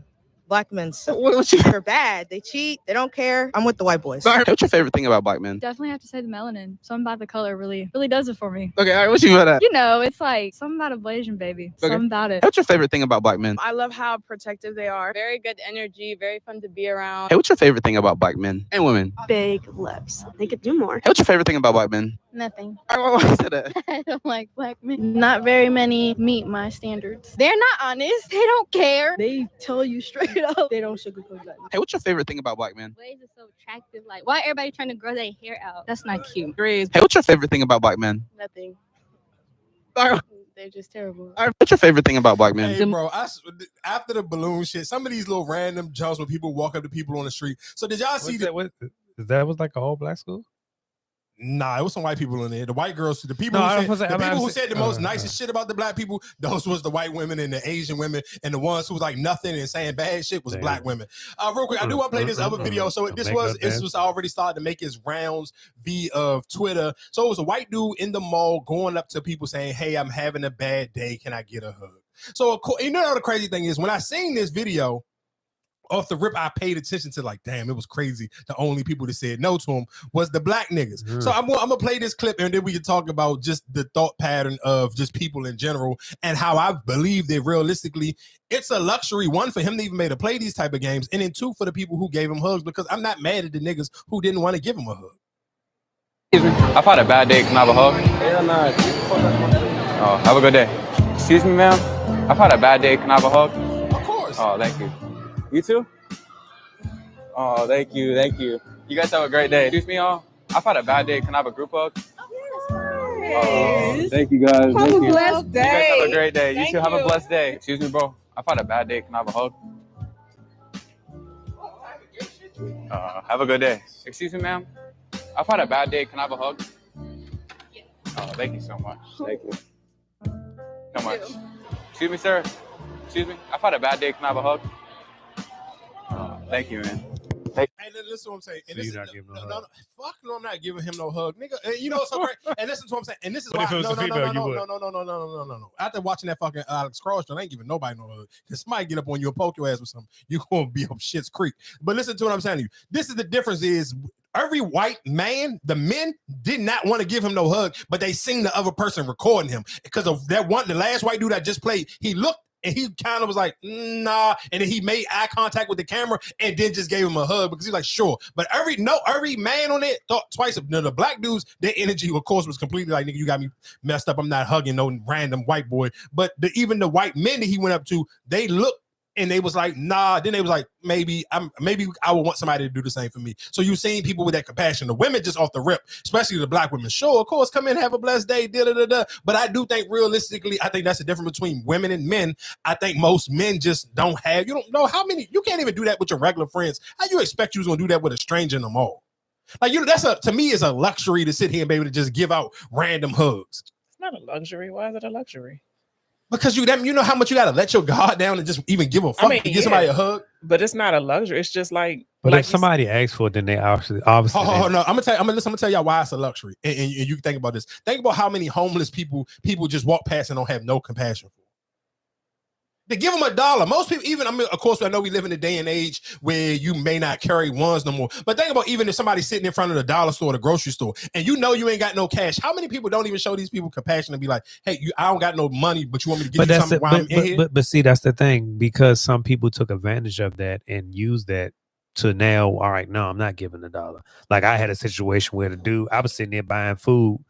He didn't even know who I was buying food. Dude asked, "Oh, can you give me something?" I'm like, "All right, cool with you." You know, boom, boom, boom. He started, "Oh, well, can I get this? Can I get this?" You know what I'm saying? Action for extra shit. But didn't even know what I was ordering. He was like, "Oh, damn, I didn't know you was ordering all this food. I'm ordering food for my kid." You know what I'm saying? Like, you're not knowing, but you sitting here trying to ask for extra. Oh, you just asked something to eat, but you trying to get, "Oh, can I get an extra? Can I get 2 platters?" You know what I'm saying? Shit like that. But you trying to take advantage of me, just being nice, looking out for you because you asked, can you get something to eat? Oh no, you played yourself. That ain't his But fault. That's your fault. But that's just me. Like I said, I will want somebody. Like I said, I'm that type of person. All right, cool. I'm fine with just you want something to eat. All right, cool. That's fine. But that's what I'm saying. Some people just take advantage of shit. No, they ain't no taking advantage because I would have told the nigga like, nah, all right, that's all you get. I'm not ordering you 2 platters. No. But that's what I'm saying. He asked me, "Can I get something to eat?" But when I started ordering, I said, "Oh, what you want? Tell him what you want." And that's when he started. "Oh, well, can I get this and get that?" I agreed to giving him something to eat. But that's when he started like, "Oh, well, can I get the 2 platter?" I was at Panda Express. He was like, "Oh, can I get the 2 platter?" You know what I'm saying? Like, I'm like, "Oh, I'm getting, my kid's not even getting all this. How you going to sit here and get a 2 platter situation?" But that's somebody taking advantage of it. I think that's a little bit on you. I think giving out hugs to me is just luxury. To be able to let your guard down that much. Like, I just think, I talk about this all the time. I believe that a lot of men walk around with their wall up and a lot of testosterone, like just eager to just allow violence because you don't like. How often do you think the average man just realistically screw this in a mall even get a hug, especially if you're not in no relationship? Shit, maybe even if you're in a relationship with somebody and it's kind of rocky, how often do you think a man actually gets a hug? So for me to be in a mall and you think some random dude just gonna be able to, "Hey, like, can I get a hug?" I might not have gave somebody a hug in 2 years, and you think I'm about to just give a random nigga a hug? That might be even more reason why you should give him a hug, because you have not had a hug. You've needed hugs and haven't gotten a hug, so you know what it feels like. And I'm not saying that you should, because in this day and age, you don't really trust people. But that should be even more reason for you to be like, "All right, I'll give you a hug or a handshake or have a good day."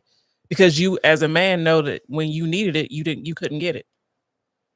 That's why I say for you to just, "Oh no, nigga, I'm not." I like that. I like that point of what you just said, and that maybe if it was in a more intimate situation, You feel like maybe because it's a man. Nah, I'm not even saying no. I'm not saying because it's a man, but maybe if it was more of a dialogue behind it, where it's like it's a difference. Like, let's just. But it shouldn't be having a dialogue. No, because listen to what I'm saying. It's a difference if me and you was having a conversation, and I could just tell by y'all know I'm somebody who's studying body language and listening to somebody's even your way you presenting your words and the way you saying it, or even the way you talking about whatever you're going through, and you can hear when somebody's kind of like hitting a rough patch. But the way this white dude is like, hey, can I get a hug? I'm having a bad day. Can I get a hug? Like I'm gonna be standoffish. Someone be like, nah, I'm good. But if we then you'd only give me a hug because of pity. You feel bad because I told you my story. But nigga, what's the difference between he just said I'm having a bad day. But you tell me I have to explain why I'm having a bad day. What's going on for you to give me a hug? Yeah, nigga, the same reason why you would sit here when people call up to the Breakfast Club all the time. Before they sit here and be like, and this is my favorite thing I love, and I just laugh every time somebody call up to the Breakfast Club and they just painting the worst story they possibly can, and then they'll be like, can I put my Cash App out there? You know, after they tell a bad story on the Breakfast Club, the very next thing is coming up is, can I put my Cash App out there? Yes, for me to have some compassion for what you're going through, paint a narrative, give me a good picture a little bit so I can feel vulnerable enough to sit here and let my guard down. I'm not just giving some random person a hug, but if me and you just having dialogue, shit, let's just sit here and say we at the gym, and you sit here and say, man, I'm in this junk because shit, even when I talked about this a couple weeks ago, when I sit here and was saying that a homeboy that I grew up with, and he was literally telling me he was on 7 pills. Like, I felt bad for him. I had the compassion. Like, this nigga would have been like, damn, I need a hug, or hey, can I come to the gym with you? I would have said, yeah, because at that moment you have told me all this stuff that you're going through right now, and you telling me as somebody just turning 40 years old and you got to take 7 pills now. Like, I felt compassion for you. I felt bad. I wanted to help you. So you made me I'm feeling vulnerable. I let my guard down, and now I want to figure out a way to help you so you don't have to be in this same situation. So if he would have just came up to you and was like, hey, can I just go to the gym with you? Be like, nah, nigga, what you on? Without him No. I wouldn't say that just because I'm cool with people who coming to work out with me. Because most of the time when people say, hey, can I just come and work out with you? 9 times out of 10, people just say it and they don't really mean it. So I'm cool with that. But I'm just sitting here saying it's a difference between now when you painting that picture and you asking me, do you want to work? Can I work out with you? Now I'm going to be on you a little bit more. It's not going to be just because some niggas, people DM me all the time like, hey, I'm trying to come to the gym. And I'm like, all right, cool. I'm at this joint, pull up. And they never pull up. But it's a difference between if you sit here giving me and you painted a picture and you're explaining to me what you going through, and I got to take these medicines for this high blood pressure and this, that, and the third. Now I can kind of even just like, I'm going to be like, damn, what's up? You trying to go to the gym? Did you get into the sauna? Did you get you a sauna? Did you get you a sweat vest? Did you get you a sauna suit? Like, you know what I'm saying? Little things right there where you feel a little bit more compassionate about this person's health condition instead of somebody just sitting and saying, I'm trying to work out for my birthday. But it's like you said before, like you don't know what people go through. So somebody saying, hey man, I need a hug, that could have stopped them from going off. You don't know what happened prior to you getting there. Of course. So they might not need to tell the whole story. Just, damn, I need a hug. And that could have saved you. That could have saved whomever they were going to see. That could have saved something just by giving them that hug. No backstory, just by giving them that hug. And I'm not saying you should or you shouldn't, because like I said, you kind of leary now because you don't really, people. It's a crazy world out here, though. Yeah, but I mean, it's a crazy world. But I mean, a handshake or nah, but I hope whatever. I hope it works itself out, whatever. Sometimes it's just the I get what you're saying, but I feel like it's ways to. I feel like realistically, it's easy ways to get people to lower their guard a little bit. Even if you just start off random, like, hey, how you doing?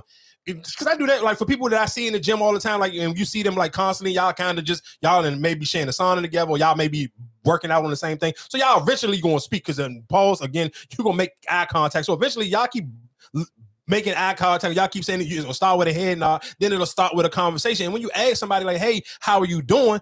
My favorite thing is when people be like, oh, man, nobody gonna care if I execute them. It don't matter. Nobody don't care. I say, I hate when people say that. What's going on? I ask you a question. I want you to respond, because I think that is the worst thing that we all do just as people, because everybody feel like nobody don't give a fuck about what I'm going through. So when somebody sit here and say, hey, how are you? How's your day? How are you doing?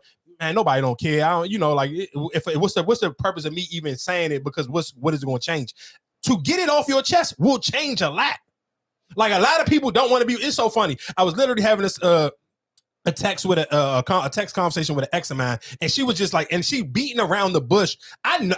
Because of course if you pay attention to people, you can kind of like read between the lines. I'm sure whatever dating situation she got going on just ain't going in her favor no more. So she, like sitting here saying, like, because most of the time when most people saying like life is beating their ass. It's all for some dating shit, especially after you over a certain age. So you can, but she's indirectly talking and trying to have a indirect, deep conversation because of course you don't want to be the ex that's telling your ex like, yeah, my dating life is fucking dog shit. I'm this last person just pissed me off that I was in a relationship with. So I'm cool. I'm not going to be too invasive. I'm going to talk you out of whatever you're going through, but I'm still sitting here saying like, and she's saying she don't know it's hard for her to try to, like get over whatever she got going on. And I'm like, all right, well, maybe you need to find a way to allow yourself to feel what love feel like again, but without getting in a relationship. Because you're gonna harbor on whatever resentment you got into this relationship until you feel the replacement for that. And you may just need the replacement. Sometimes you just need that high a little bit. It don't necessarily mean you need a full commitment of that high, but you just may need it in small doses where it's like, find you somebody to kick it with that can help you allow yourself to let that guard down just a little bit. Not enough to sit here and say, I'm trying to be in a relationship with you, but in a comfortable space where it can help you get out of there, where you can get that dark cloud off your heart. Because sometimes that's all you need. But then that's my question to you is just like, if I didn't go into detail about what I'm going through, if I just say, all right, I'm in tough times and shit not going my favor, right? But if I tell you my story, you really don't feel no sympathy. Like, all right, nigga, get over this nigga. No, because I would never tell you to just get over it. If you sit here, But that's what I'm saying. But it could be something so little. It's just like, I well, no, you shouldn't have dealt with that corny nigga in the first. You know, but that's what I'm saying though. But you don't. But I mean, just for me personally, when you having I feel like when you having those conversations, especially with an ex, and if y'all don't end on bad terms, I think that's always.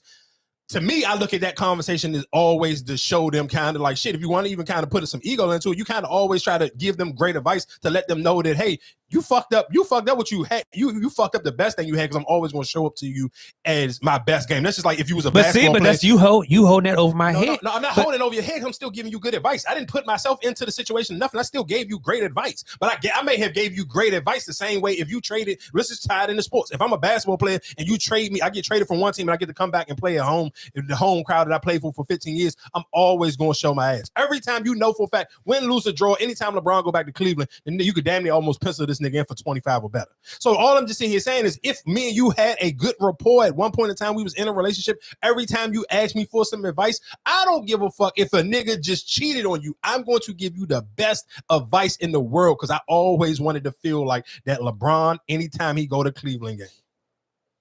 Win, lose, or draw, you know when you come and you hear that advice from me, I'm going to give you at least a 30-point fucking game. That's all it means because you wanted to be like, damn, this nigga always got good advice for me. It's crazy. Like, and it'll make you think twice in your head, like, damn, why didn't we work out? Who the fuck knows why we didn't? But I'm still going to show up and give you some of the best advice I possibly can. Real quick, just I guess to kind of, my favorite thing. My favorite two of my favorite topics right now is finding something to crash out for in parenting. So I'm going to play this clip from the news. Underway at Beverly Hills High School following claims of racial intimidation. I'm going to tell you how scary it was. This is what Bella Ivory is talking about. She's a fashion teacher at Beverly Hills High School who says on the day of the election, there was a mob going down the hallway. There was just mob of kids, just so many kids outside my door. And they had a Trump flag on a pole, on a flagpole. Another, it was just so many of them. Some of them had on MAGA hats. Some, had on just Trump fans apparel. She says someone tried to open her classroom door. Says it upset some of her students. At this school, I've had to deal with a lot of racism. But at a recent school board meeting, students talked about how scared they were, given what happened outside Bella Ivory's classroom during election week. And it became utterly impossible to just ignore it. From 8:30 to 2:30 all week, being at school felt like being in a nightmare. What the Black students and Miss Bella had to deal with that week had absolutely nothing to do with politics. That week, being stormed, being called the N-word, being shunned, all because you were Black, became the normal. In recent weeks, I have seen racial slurs scrawled across the walls of our bathrooms, hateful rhetorics being spoken by fellow students in the hallways we share, and violent behavior towards Miss Bella and our club. Bella Ivory also spoke at the board meeting. They looked so frightened. Then I said, I'm not going to open the door. And then the same student said, they look like KKK. The district tells Fox 11, we remain deeply committed to upholding a secure and conscientious setting where students can responsibly and considerably engage in the democratic process. Investigations are underway at Beverly Hills High School. All right, so real quick before I guess I get y'all opinions or takes on this breakdown, I do want to say shout out to everybody who listened to last week's episode that DM me and was like, they was with me. They was like, Mikey, I would have crashed out right along with you. I would have been okay with doing my jail time. And this was from single parents. Like, it was, a matter of fact, it was more single parents than parents that was even in two households. They was definitely like, there's some things that they just okay with going to jail for. So I respect that. I'm glad because I know sometimes it's easy for me to say certain shit because I'm not a parent. So it's easier for me to say the extreme stuff that I may want to take stuff. But I was happy to get that reassurance that parents was okay with sitting here saying, yeah, for my kids, for that situation, they would have went to jail. So I do appreciate all the listeners who felt the same way I did. So I think I sent you the video of a parent, the guy that got into it with a teacher or officer, special officer or something, got into it, and then I think they got locked up or whatever the case may be. So let's just say you did crash out. You took away from what, so these parents, they didn't do anything, and moving forward, their story was on the news. It's reaching a higher level. Now, if you would have just been, oh, fuck it, I'm a whoop the principal's ass, like, it wouldn't have gotten any justice for your child. Are you talking about the Spanish dude? Yeah. Oh, let me play that real quick. Hold on real quick. Before I play this, please forgive me if I start laughing because these niggas, when he got the cussing to her, dog, that shit got a little funny. I ain't gonna hold you. Understand the frustration of the whole situation. No idea. I'm sorry. You have no idea. Okay, but let's continue. Let's forget about the I'm sorry here, I'm sorry there. Let's go and take care of what we have to take care of. What you can do is, like I was just explaining, when this process goes through court, you can explain your side of the story to the judge. It's ultimately going to be up to the judge what is going to happen from here on out. What I made a determination on is probable cause alone, which just means that he was the primary aggressor. No, being that the primary this aggressor isn't an because she was argument. yelling at him. Okay, And that's I'm gonna finish this Okay, so conversation. you fail a kid. Okay, that's okay. You are failing kids right here. We're not talking about us because believe me, if it were about the adults, we can solve this at a whole different level. So we are talking about a kid that I'm if you wanna fooling. speak Now with I'm my telling you, supervisor, I'm you're not gonna talking raise to your you. voice at me. Okay, You're not yes, gonna I raise am going to do. Guess what? Because I paid your guys are allowed to salary. leave. Okay, what You guys happened can to leave. you? You can leave. Okay, why are you so worthless? Do you feel proud that you are this worthless lady? Do you feel this proud that you are this worthless? Shut the fuck up because I paid your salary, you don't bitch. Okay?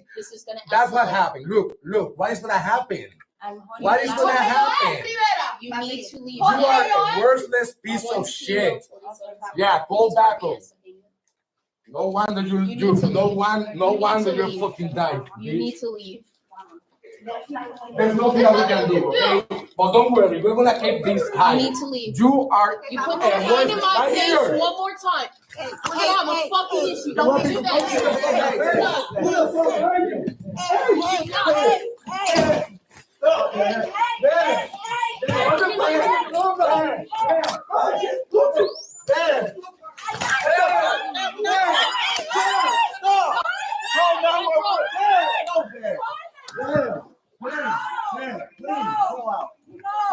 Put it down right fucking now! Put it down right now!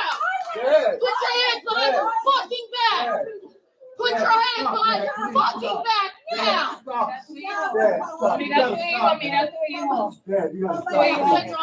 All right, so real quick, I'm not gonna lie to you. I do think in this situation, the lady he was talking to she could have just, after he left out of her office, she could have just kind of left it. Her following him and kind of antagonizing him a little bit, I felt like she was kind of just as in the wrong as he was.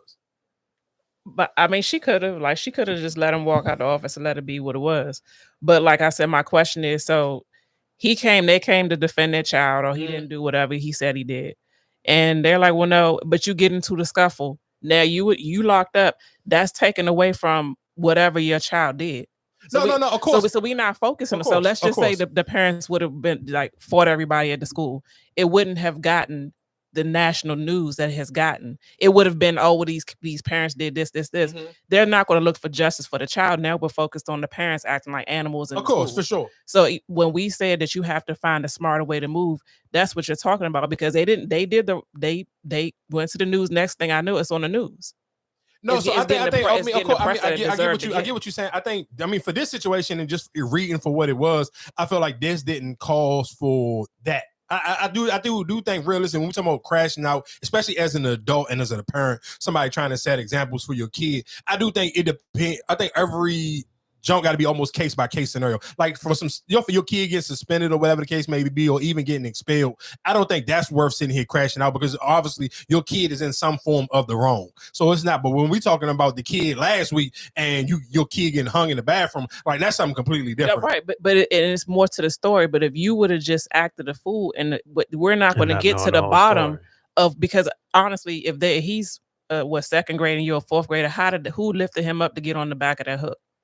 On the back of the thing, you're not going to get to the bottom of it, because now we're focused on the fact that you sat here and you tore this whole school up. Oh, and you know what's so crazy? Just real quick, because we did bring that conversation up, and shout out to Top, because he sent me a jump, and then I think the mom of the little boy from last week's story came out and wrote and sent here and said that the little boy wasn't white, and that's real. And the sad thing is that's what kind of the story got it lost its legs, because be honest, that's kind of why everybody kind of got upset, because the way she painted the story to the news, it sounded like a little white boy did that to him. So for you to come kind of now, it seems a little bit more like, all right, and now it kind of really may just been two kids horsing around and somebody was bullying, because it take, like when we think about hanging, the first thing to go to everybody's mind, we thought it was some white kid. We thought it was a little white boy doing it to some black kid. But that's the thing, Mary. You sit here and act out on it, and then the whole time you didn't even know the kid was the same. You know what I'm saying? I mean, wrong is wrong. It don't really make a difference, but it got where it needed to go. Because if I would have tore the school up and did this and showed up at the parents' house, they're not focused on my child and what happened to him. Now we in trouble. But do you think that but to be honest, would the story still have got as much legs if people didn't think that it was a white kid and a black kid? Probably not. But you would have never even got the research done, right? If you would have just hauled off and started fighting everybody in the school. I mean, yeah, I guess. I do. Like I said, I think all of those stories are just it's just case by case. Like I don't necessarily know if every joke kind of all of them don't fit the same though. That's my only thing. I don't honestly think all of those stories honestly fit the same, and I think the response from all of them just will kind of be off a little bit just because they all don't fit the same. Real quick, what else was going on? And I kind of wanted to play a clip of. Oh, matter of fact, TD Jakes.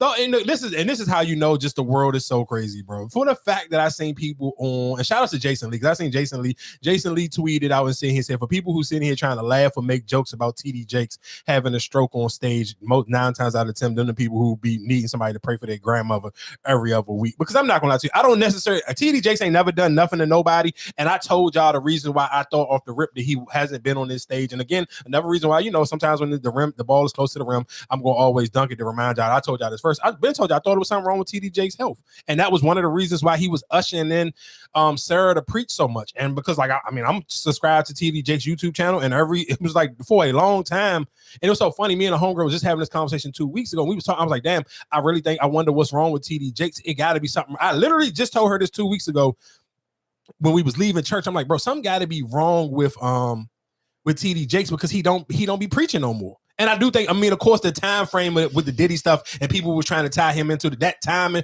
was horrible. But I knew for a fact, I was like, bro, you too used to like preaching all the time. For him to mysteriously just stop preaching, like I was like, it had to be something wrong with him. And this was it right here. It showed you on live one.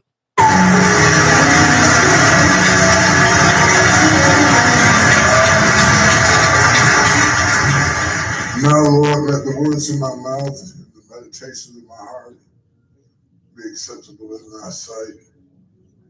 Oh Lord, my strength, my redeemer. Let them go in peace.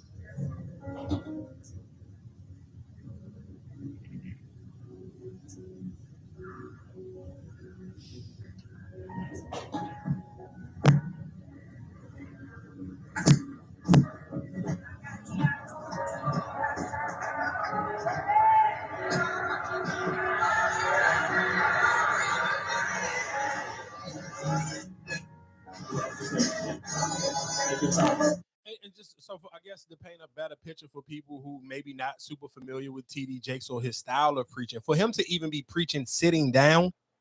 Like, I don't care, TD Jakes at his biggest, however much weight he didn't ever weigh, bro, that man gonna get up and he gonna move and he gonna sweat, he gonna have his towel, he going to put on a performance when it comes to preaching. So for him to have to even sit here and give a message from sitting down, 9 times out of 10, I'm sure he knew whatever health conditions he was already having, and obviously that's why he hasn't been preaching like that. But for him to have to be giving a service and him sitting down, that to me was like an awesome, you talking about red flags, that right there, he shouldn't even have been on the stage. And again, like I said, thoughts and prayers to him. But that to me is scary because there's so many like people. This was live stream. Like people were actually, it was a jump on Twitter. Like it was a girl literally watching this on her TV screen and she's recording. I'm sure she might have rewinded to get it because I'm sure like you wasn't recording your TV screen in real time. But still, this was happening on a live stream. He, the same way we on YouTube was streaming live right now. He was literally on his YouTube streaming live and this happened. And then for somebody who has had a seizure before when I was younger, he lucky he didn't fall out this seat.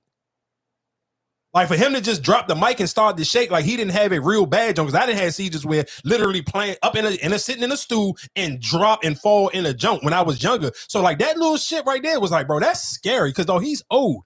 And I, like I said, again, it's just so crazy that how people are so desensitized or don't have no real compassion for people, because TD Jakes ain't never done nothing wrong to nobody. Like if you sit here got some feelings towards TD Jakes, that's just off of your strength and your hate because, oh, he got this big house and he's a pastor. Why he like that type of shit? Like that's some hating shit. That shit don't have nothing to do with you. That man ain't never done nothing to y'all. This nigga ain't never been charged for nothing. He ain't never, nobody ain't never accused him of nothing of that stint. So for people not to have no compassion for an older man having health conditions, again, that's why I told y'all a lot of y'all just ain't, when y'all was up in arms about Mike Tyson being 58, y'all just ain't having, y'all don't have no family members who got to flourish and live a long life. And that one to me, just seeing that, especially I don't know how you don't have no compassion. Like, bro, TD Jason got me through some rough times. And when people sit here and say, like, when they be preaching and they be like, oh, you don't mysteriously just stumble across. There's so much shit on YouTube. You don't mysteriously stumble across a message when you need to hear that message spot on, especially if you're on YouTube. Like, it's a difference where some people be like, oh, the pastor was talking to me today. When you're on YouTube and you just scrolling and you just looking for something and you just mysteriously stumble, you don't mysteriously stumble across a pastor's video when you could find, I could find an NBA YoungBoy video by accident. I could find a million other things by accident. But when you need that word, you don't mysteriously just stumble into a TD Jakes video. So for people for the millions of people who have been touched, not physically, but spiritually by TD Jakes, my thoughts and prayers out to y'all, and my thoughts and prayers out to people who actually was watching this in real time. Because I'm not gonna lie to you, bro, that's crazy. Like you literally just think about you spending your Sunday, you trying to get the word. And like I said, TD Jakes ain't preached in a minute, so I'm sure you probably was even geeked. Damn, TD Jakes preaching this Sunday. We about to go into the holiday, whatever the case may be. And then that happened. Like that's scary, dog. I'm not even gonna hold you. That is absolutely scary.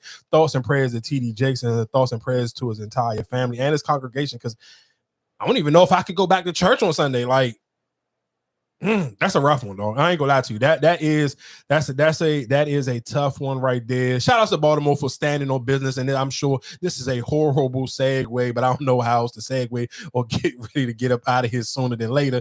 But shout out to Baltimore for standing on a big bag of Baltimore business. For people who don't know how Baltimore give it up, especially for people who may not really know the politics in Baltimore. When I say politics, I mean street politics. Even though it's 45 minutes away, the difference between Baltimore street behavior and DC street behavior, especially even when it trickles down to the clubs, most promoters from Baltimore are street niggas. Or even if they're not street niggas, they are funded financially by somebody in the streets. So and you can do your Googles and do your research. Rick Ross don't get booked for no type of nothing in Baltimore. Like if somebody booked Rick Ross for anything in Baltimore, I'm going out on a limb 9 times out of 10 that person ain't from Baltimore, because Baltimore don't play the police shit. They don't play the police shit. They don't play the snitching shit.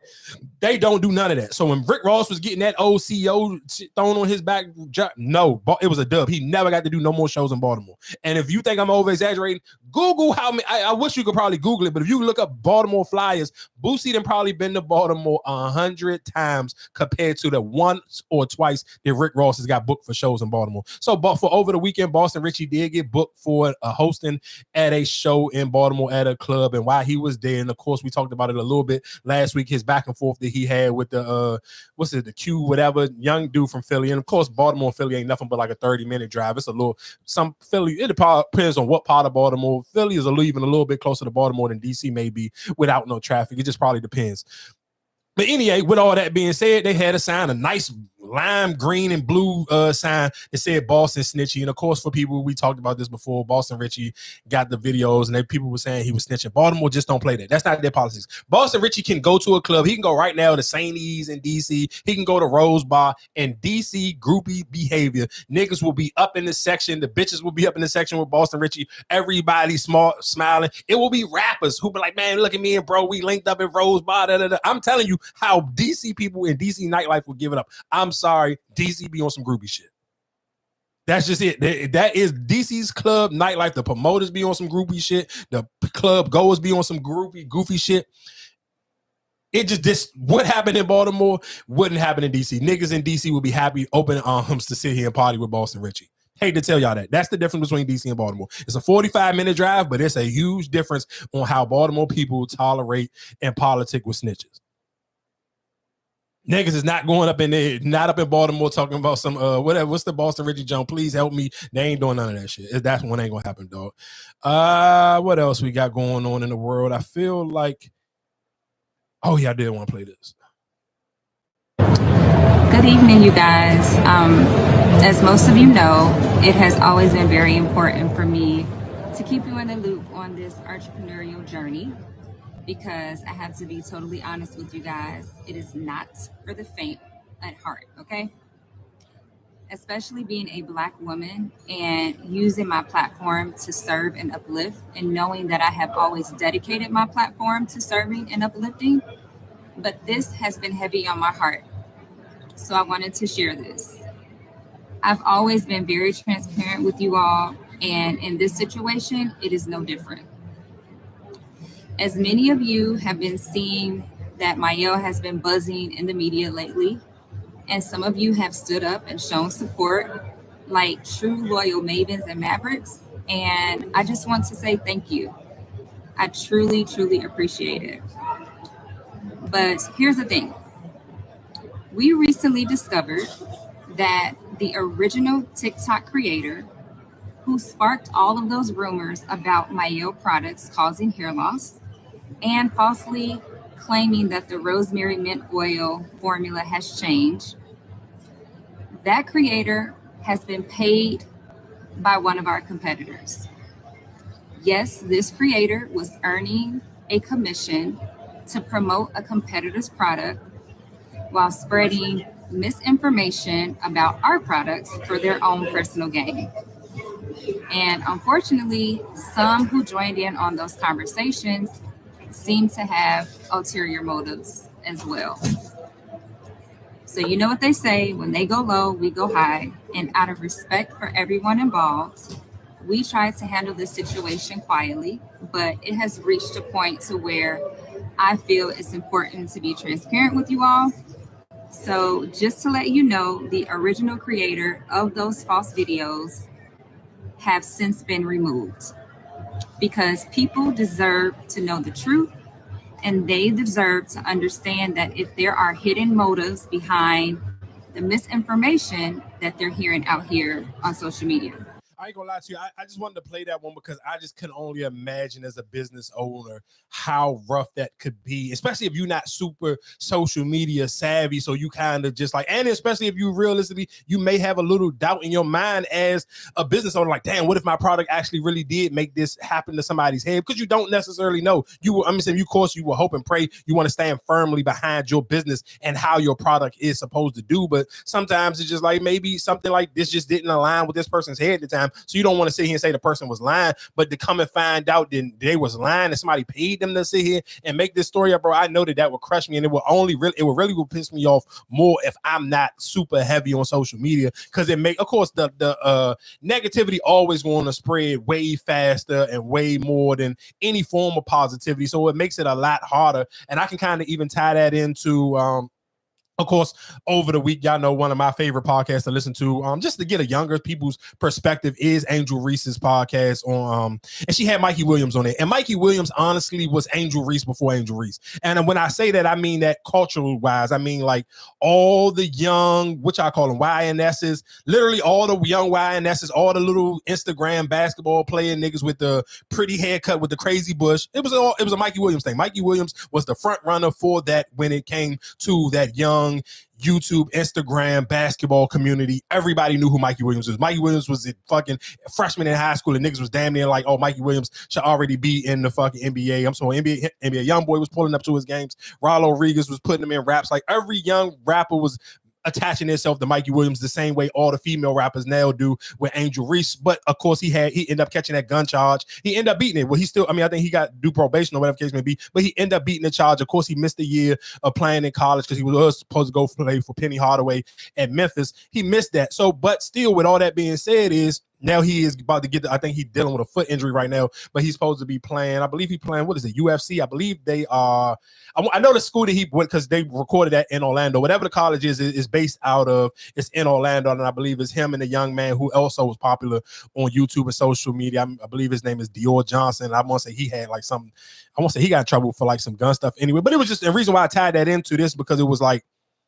he was on top of the world. I mean, if there was not a social media page that had anything to do with basketball, it didn't have endless Mikey Williams content on this stuff. So, but after he caught this charge, it was kind of like everybody just backed off of him. And I kind of thought that was corny. I'm like, damn, it's crazy how like you can't make one bad mistake or the decision and niggas just be completely off of you, and that support that they have for you, they completely lose it. So I was kind of happy to sit here and say like, damn, Angel Reese is at the peak of her like just fame and stardom, and she kind of still like doubled back to kind of reach and give him some, because he ain't got no other interviews. His last interview, it was great. Before that gun situation, it was with I Am Athlete. This was when I Am Athlete still had Brandon Marshall and Fred Taylor, and all of them were still together. I forgot where they did it. I want to say they did like in the Pumbaa store somewhere in New York, because this is when he first signed his deal with Pumbaa. So for that to be, and you talking about shit, I Am Athlete they ain't been together for damn near almost like 2 or 3 years. So for it to be that long ago, that was his last big interview. That to me is just like, wow, it's just so hard for me to even believe half of the stuff that you hear via social media or via ESPN or Fox Sports, any of that. And then just real quick, just to even double down on one of those I told you so moments, just think about this for a second.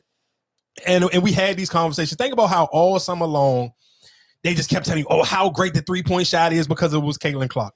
And then nothing but a couple months later, y'all telling me the reason why the NBA ratings is down is because of the three-point shoot.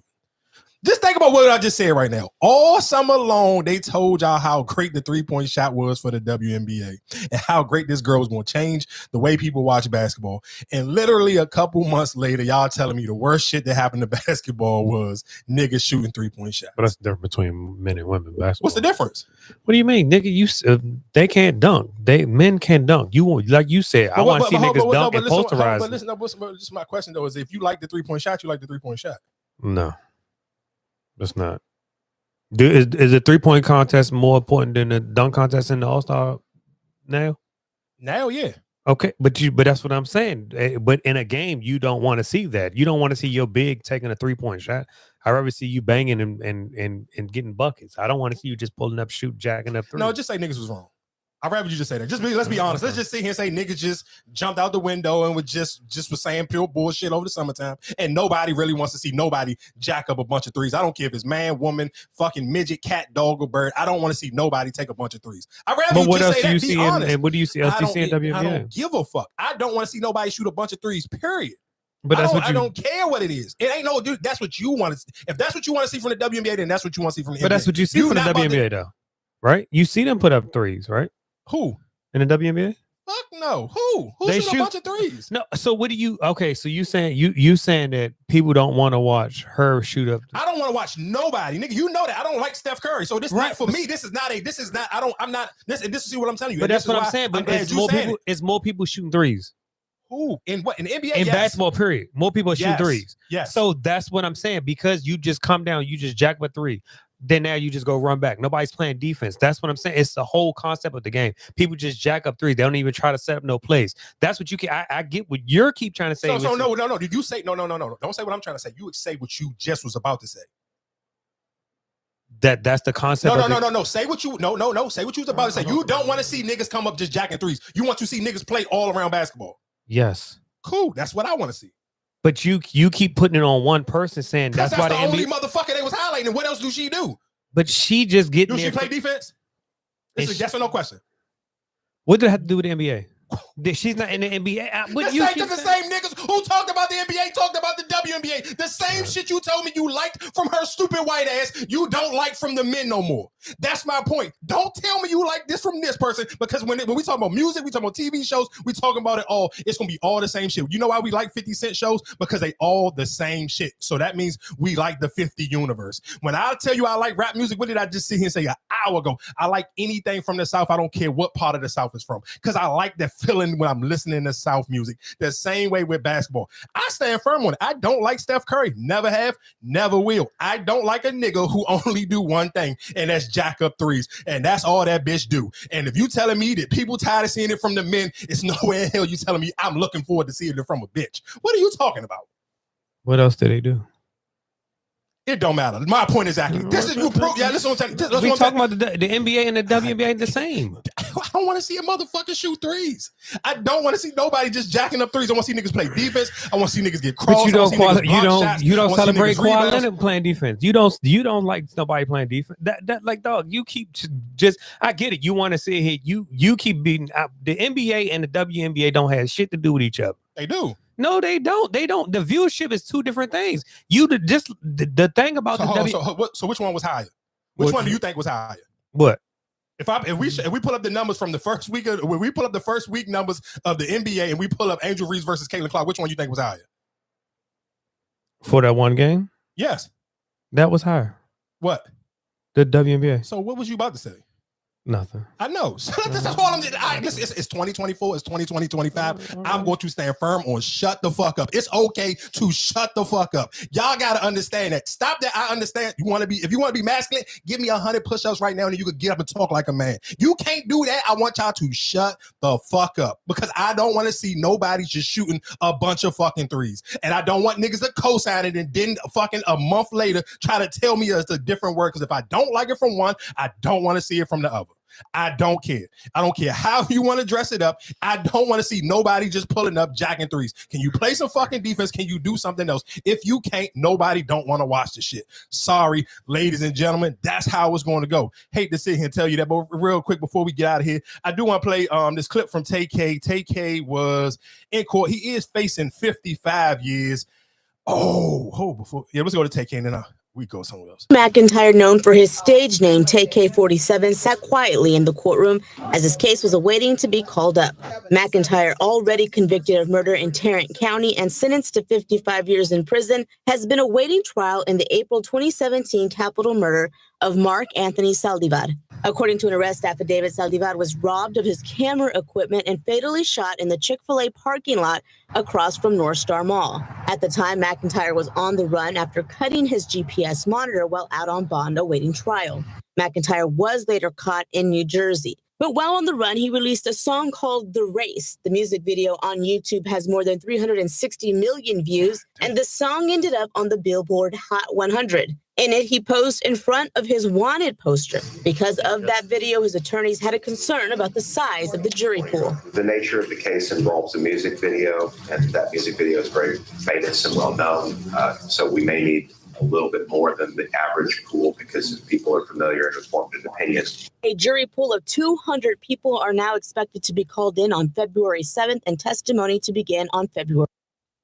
Bro, do you know how, just think about real quick for how fucked up, he got a song, they got over 300 million views on it on YouTube, and the song reached the Billboard Hot 100 charts, and this nigga not even ever in his life got to feel one day of that success. I'm sure I don't even necessarily know even if he even got to cash a check from that shit. I don't even know what type of lawyer he got or nothing, because you kind of never really even hear that conversation about him. When you hear it, it just seemed like, damn, this is like he had a cranking song and his life is over. because it sounds like he gonna do that whole 55 because he don't even got no coach. The nigga, I mean, not I said coach, but nobody. He don't even have a lawyer that niggas even familiar with. Like he just, and it looked like somebody then tried to poke him up while he was in jail, because I think that was, to me, that seemed like when I'm looking at this video, it seemed like they kind of zoomed in, like he got a scar like on the back from like the back of his head to like the middle of his neck. It looked like a scar, like somebody kind of looked like they tried to poke him up in jail. And I remember the judge asking him something about that in one of his earlier court dates, and he kind of tried to like just make it seem like it was nothing. But damn, I'm not gonna sit here and say I feel bad for him, but I do kind of feel bad for him, because I mean, you commit the crime, you gotta do the time. It is what it is. But I do kind of just look like, even if you look at his original picture when he first got locked up to kind of looking at him right now, it's just like, damn, dog, you in that junk aging like fucking spoiled milk. You look like shit. But it's like, man. And real quick, because while we was talking about sports for 2 seconds, do you think Saquon Barkley may get a chance to get the MVP? And the reason why I say that is no, at all. Oh, he's the running back. They're not going to give it to him. No, he just had two. He just had 300 yards today. This is career high in rushing. That's sad. New York's stupid as shit. It's gonna be hard to unlook the house. It still don't matter, but they still not going. He's a running back. When the last time a running back got an MVP? But they look like no. I mean, what's the name? He beat Peyton Manning that year for it. Adrian Peterson. That was the last time. Yeah. I just feel like it's hard to kind of not put him in the conversation, because you can see the clear as day he the turnaround for the Eagles, bro. The thing about the Eagles, no, yes, he is the turnaround for the Eagles, but I just don't. I can't see it. I can't see it. Oh, 300 yards for one, dog. That's some video. Because that's my thing. If they can run the table right now, but then lose to Detroit, then you know what I'm saying. Like I just. Are you talking about in the playoffs, or you talking about regular season? Yeah, I don't think they play in the regular season. But that's why I'm just. Had they played Buffalo already? I want to hold on real quick. Just go ahead. Why are you talking? That's what I'm just saying. I can't see them just giving that to him. Eagles game. I just want to see. Yeah, I don't see them just giving that to him an MVP. But he definitely is having his best season. Oh, the Ravens ain't played. They ain't played the Ravens. Oh, they play real quick. I just want to do a rundown, just real quick for people, just because we. Yeah, they play Ravens next. They play the Ravens this Sunday coming up, December 1st. Then the Panthers. Then the Steelers on the 15th. The Commanders on the 22nd. Oh, so they already played Buffalo. They must have beat Buffalo already, didn't they? They had to. But see, that's another thing. You play Baltimore, you get shut out. You play Pittsburgh, you get shut out. Then what? No. If you do, so but what if he beat both of them then? But no, the team beat them. But if you don't have a game, I can't give you MVP if you don't do nothing. Yeah, I'm with you. Yeah, I'm with you. I mean, it's still time left into the season. But I'm just saying right now, like, bro, a nigga putting up 300 yards. I feel like it's hard. Like, this ain't college football. We talked about that with college football. But even against the Commanders, he didn't have a great game. It was just that he ran them 2 touchdowns at the end. I think he was under 100 yards, and then he ran them 2 touchdowns, 2 breakout touchdowns. Yeah, but you can say that's the same thing about Derrick Henry for a couple of games. Nigga, but that's what I'm saying. You can't sit here and say Derrick Henry is the MVP of the Ravens. No, of course not. Right, but that's what. But people was putting him in the conversation. I think it was easier for people to put Derrick Henry in the conversation because I believe, of course, Derrick Henry is older than Saquon Barkley. So that kind of what Derrick Henry is doing makes it a little bit more impressive just because he's older. No, you only way I can give if you sitting here saying the rest of the year, because he got to break a record. He has to break a record for me to sit here and give him the whatever. Maybe if he broke the all-time rushing, just like that. Even when you said that year when you thought Tyreek Hill was getting that 2000. Now, if it was something like that where he's breaking a record, then yeah, I get you. You can be in the MVP conversation. Because I mean, we look at the highlights and everything that Saquon has done. Yes, damn, you've been the most valuable player. But I don't see them giving it to a running back. I mean, you might be right. Real quick, just because I do want to play this jump. Shout out to Castanet. Castanet, I believe he broke the record, world record. He done? It's over already? I know he's not done. I think he got maybe like what? But no, I'm saying, but he broke the world record for most people on the stream, 500,000 or something like that. Yeah, and then he had SZA. He had SZA and he had Lizzo on his streaming last night. So I just want to play a clip from this, but I do want to play the clip of him talking to his audience real quick before they came on there, because they did. I don't necessarily know if this, because with him I don't never know what's planned out and what's kind of just like they really going with the flow, because he did have a lady, and I don't necessarily know like why she was getting mad. Like I'm not familiar because I only see his stuff come on, after it's already picked up via social media. So I kind of didn't understand could the lady, how could she hear what the chat was saying? Like it did, like is speakers put to it? Like how do it work? I mean, I get like I guess it's the same way when academics be having people come on his jump. But I don't know what they were saying back to him, but he was getting a massage and the lady ended up stopping because the chat kept saying stuff. So I want to play a clip of him kind of like talking to his chat before SZA came in there. For giving me a chance on her coming on stream due to the fact that I know SZA is very shy. I know SZA don't like doing a lot of shit like this. I'm not nervous. I can't be nervous, chat, because I have to make her feel as comfortable as possible. You feel what I'm saying? I know from what I've seen on the internet, I know certain things about her that she wants to be insecure, comfortable, wants to be very, very, very, very. You want things to go at a good pace, you feel me? So, chat, I'm gonna make it possible as her. It's not like, chat, it's like one of my top guests that I've been wanting to have, and I'm gonna make sure I do everything in my power to make sure she feels comfortable. I know y'all been showing her love from day one. They just what's it called? Like sometimes you just see like the shit on the internet, like the little stuff. But other than that, chat, I know y'all gonna be nice for her, bro. And if y'all not, then y'all just don't respect me. Then I'm gonna just end the whole subathon. Then what? Then what? Bro, that fucking Undertaker, like you gotta give like that real quick. Just I like when he do the Undertaker thing because the Undertaker joke is almost like it's like a DJ thing. It's like when the DJ use certain drops, it'd be like you gotta respect the nigga to know when to use them drops because that Undertaker shit just stand out and it'd be so funny every time he use it because he always just use it at the right time. You ever been so like? Yes, you are. I'm not. Yes, you are. Oh my God, I'm sweating. No, you're not. You're literally not. I am. Is she sweating? No, she's glowing. You're glowing. I'm fucking sweating. You're good. How was your day today? Because before we get out of here, because we didn't talk about it, but do you think Drake will feel some type of way if when he hear niggas out and they just screaming the mustard jump, or if he in the club and the DJ? Because that doesn't have nothing to do with the beef. Like that's not like us. Yes, that's not a beef song. But do you take it as a beef song? As a song? Yes, it still has something to do with it. And you still haven't. That's my you haven't since like not like us. You haven't really responded. You put out your music, you put out your work, you did what you did, but it really hasn't addressed the whole situation. So you saying if you was Drake, if you was in the club and the DJ come drop the mustard, they just said that Drake supposed to be going on a Australian tour starting the day of the Super Bowl. Oh, you feel some type of way, like you showing your emotions. The Super Bowl is the biggest thing that happens in sports every year. And you about to see him go on tour on that day. You in your feelings. That's why I just wanted to ask you real quick. You in your feelings. I meant to play this clip because this. I want to ask you, how would you feel if you was the dude who interviewed the Hawk Tour girl, especially after she said this? Have you talked to that dude? Have you said thank you? Tell him thank you for what? Making you famous? Well, see, we reached out to him and I asked him to stop posting those videos and he never did. He blocked us all and everything. So I'm not telling him thank you for anything. Really? So you reached out to go, hey, would you chill on that? And he blocked you? Because I mean, he'd post one, I'd be like, oh, that's it. Here would come another one. A few days later, I was like, man, maybe that's it. Here would come another one. Then just so on. So in the beginning, you just wanted it to all go away, make it stop, and you just continue life at home and at the Spring Factory. And then now, since he wouldn't stop, you're just like, okay, what does this make possible for me? Yep. Yellow. Have you talked to that? My question, how would y'all feel? I'm just me personally. I kind of would be tight if I'm him, even if she was asking me to stop. Like, bro, this was life. That video going viral is life changing for you.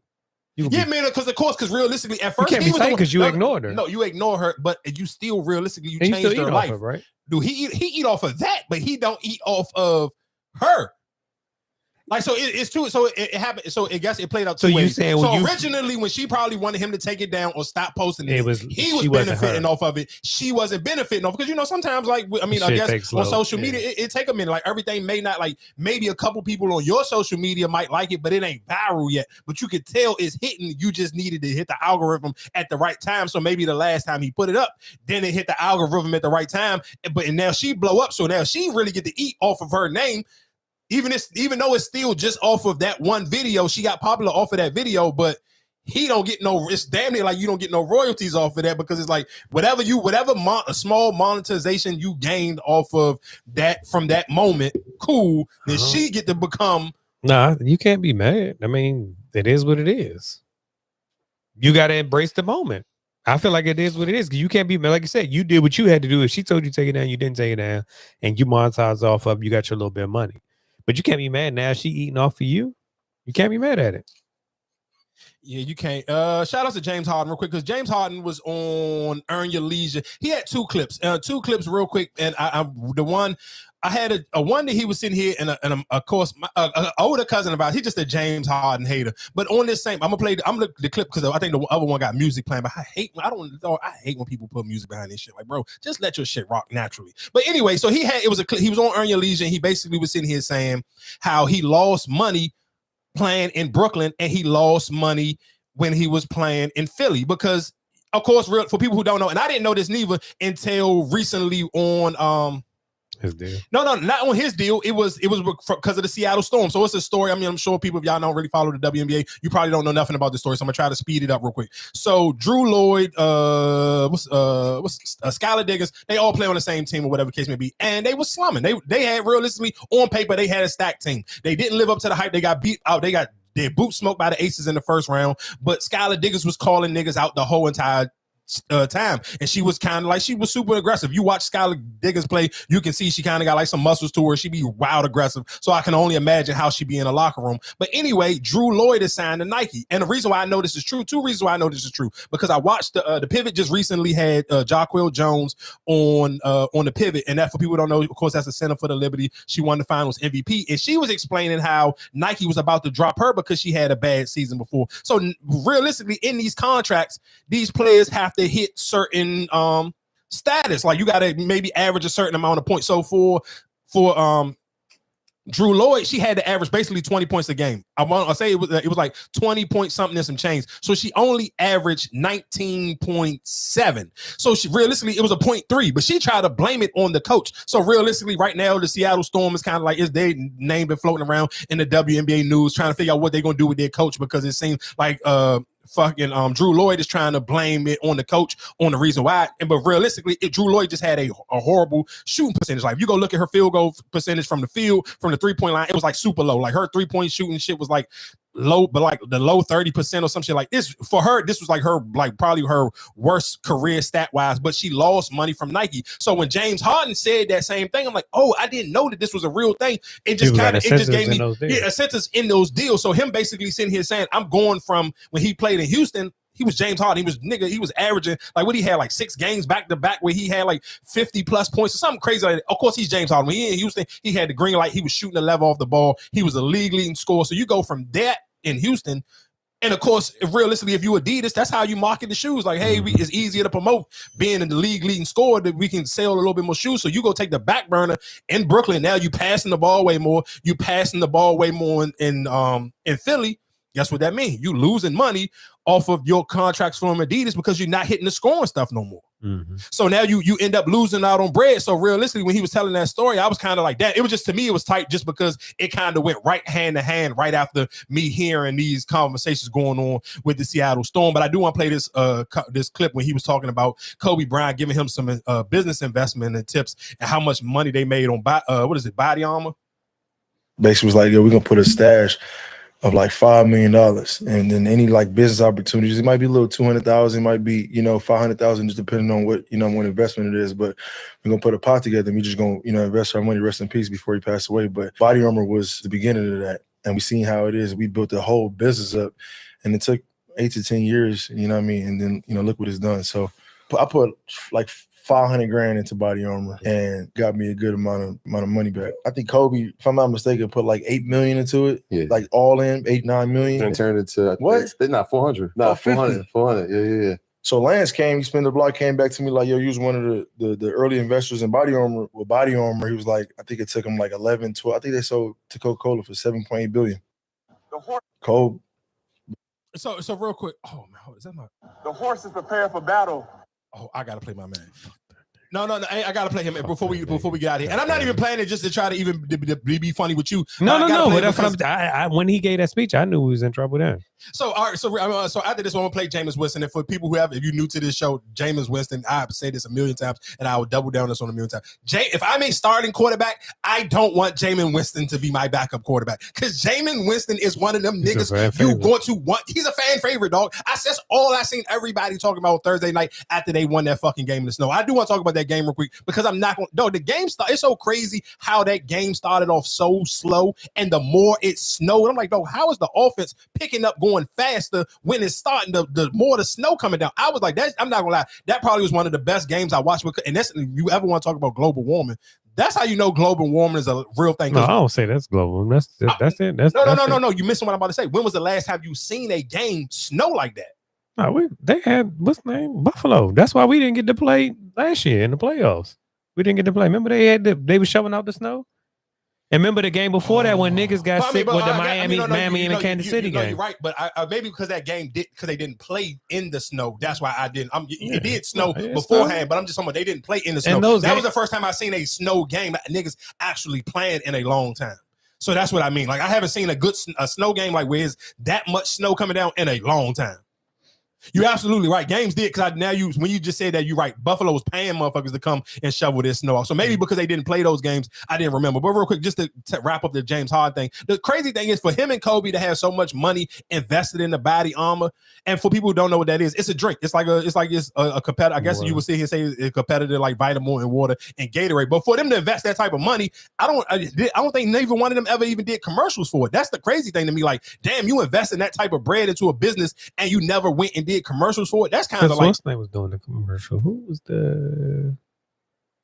No, but that's what I'm saying. You can't. But listen, what I'm saying. The fact that we don't know nobody off the top of our head. It was somebody. It was somebody who was or you could think of.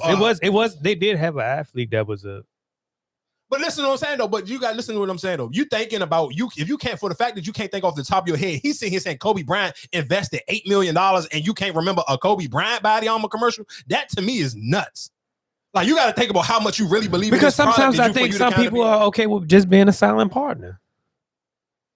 Because you can look at how much you can use your influence. Because then that's just like, I can use my influence, but I can't really be because you got to think about even in that competition level, we always think Gatorade, Powerade. Of course, for sure, of course. So I want to be the quiet investor where I would invest in it.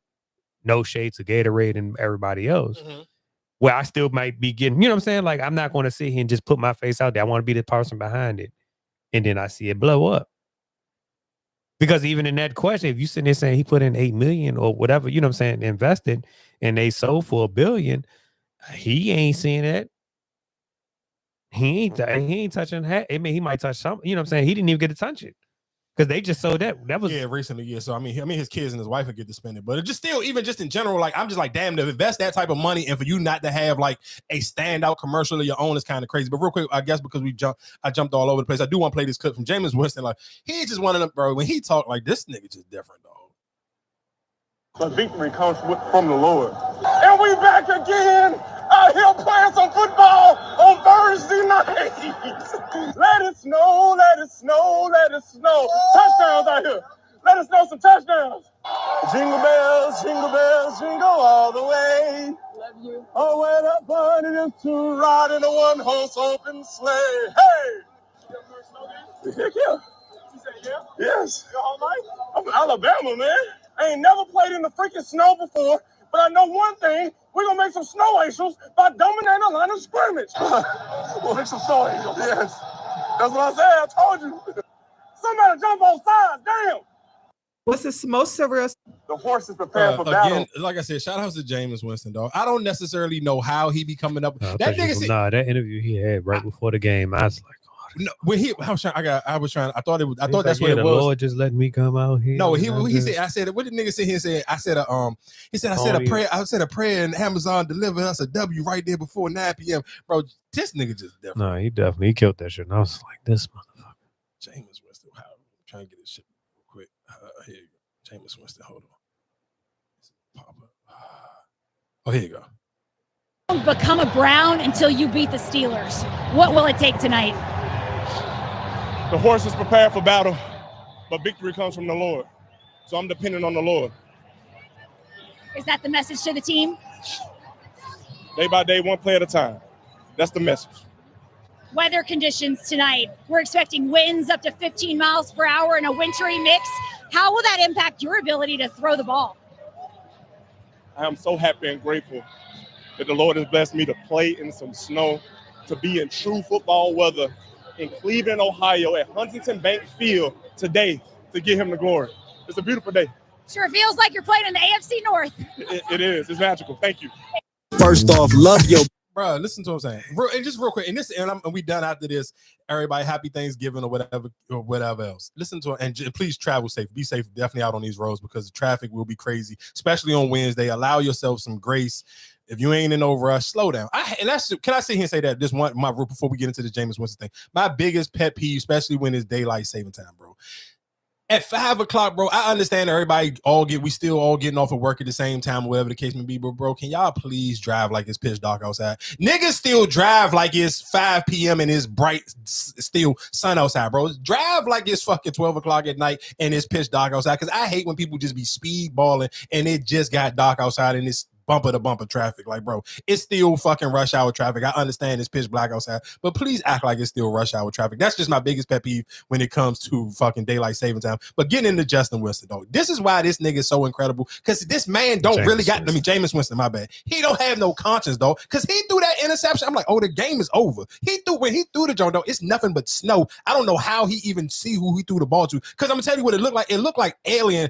I think that's Alien, the movie, when they running in the snow and it's just like niggas just popping up out of the ground out of nowhere and they blending in with the snow. That's how the game looked when he threw that ball. It just literally like he just threw the joint into a pile of snow and it just interception. I'm like, oh, this shit is over. For him to get the ball back and steal the drive, even for him to get his helmet cracked and the goddamn piece hanging out his jaw, I'm like, bro. Because I really thought they was gonna hit his ass in the air and he just dropped it. Yeah, shout out to Jameis Winston. I ain't gonna lie. That was one of them. Like, again, I said that's one of the moments. It's one of them, Jones. If you are actually a true fan, and the sad part about it, he might not win another game out, but that was a moment for you. That's why he's on the team. You can't be mad at that, and that's why even going back to even the conversation about the NBA viewership, for Embiid to make the statement that he made and the shit that he do, but then you got somebody like Winston in the snow can provide that for you. But you paying more money to see Joel Embiid play, and he's not fucking playing. That's my thing. When you just say the whole three, it's not the whole 3-point comment. It's just people sitting out, not playing. When you could play, you're not playing. That's my whole. Of course, and you know what's so crazy? And I'm sure I tweeted this before, and I know I had this conversation with Dad before, and I was like, and people probably, I remember having this conversation with a popular girl from Philly on Twitter. I was like, y'all should probably trade Joel Embiid while the hand is kind of hot. Because at one point in time, let's be clear, the Lakers kind of was like fishing around, like they wanted to trade Anthony Davis for Joel Embiid, and niggas laughed at it. Like, man, we ain't giving up Joel Embiid for Anthony Davis. I bet you they wish they would have did it now, because the Lakers ain't giving up Anthony Davis. And I might sound right about no, let's be clear. Now I'm hoping that Joel Embiid and fucking Paul George hurry up and come back, so my rookie of the year take. No, rookie of the year take is a dub. It's a dub. Yeah, if they don't come back, if they don't come back, it's a dub. You're right. I'm not gonna lie. And it's so funny because but you did say because he is right now. He is the rookie of the year right now. If we just sit here and said, "Hey, let's just stop play, give rookie of the year." He is the rookie of the year. Oh, you for the Sixers because he's been hooping. But the sad part about it is, what made him popular in college and all that, he's not doing it right now. He's not really doing it. He's not doing it TikTok. But the crazy thing is, this is the internet. Niggas is resurfacing, because now I seen people on Twitter on last week. What was the game he had against? I believe it was against Brooklyn. He had like 30 something. Game? Yeah, he had 2 good games back to back recently. But they resurfaced the video and they was like, I hope he make Joel Embiid and Paul George do these dances. He's the best player in Philly right now. Of course. And Paul George came out and said something, because it was me and a homegirl on Threads, and we was arguing about it, because I was still leaning on my Dalton Connect shit. I'm like, Dalton Connect, he hooping. And Dalton Connect had 37. And realistically, Austin Reeves looking like the white boy that we used to like. Like, Austin Reeves is out there. Him and D-Lo, I would listen to him. I was one of them people last year firmly on don't give up D-Lo, don't give up Austin Reeves. But you can get rid of both of them niggas right now. D-Lo stand firm on his shit. Sometime he has show up when he wants. Man, he looking like Maurice Cheeks out there. That nigga's trash. I ain't even gonna hold you. Shout out to Connect 4. Yeah. Shout out to him. See, and that's my thing. You gotta live like your boy the other night. He dropped 50, but they lost.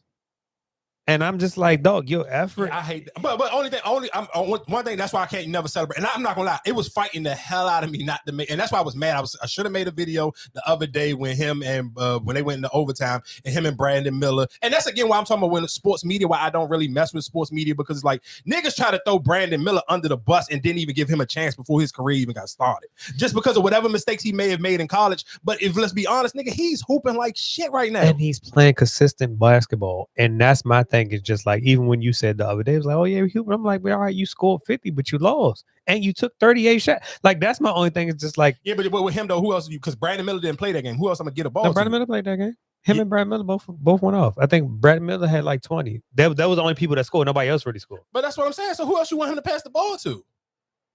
But that's what I'm saying. But just in it, because they picked up didn't they pick up somebody else during the offseason? Who?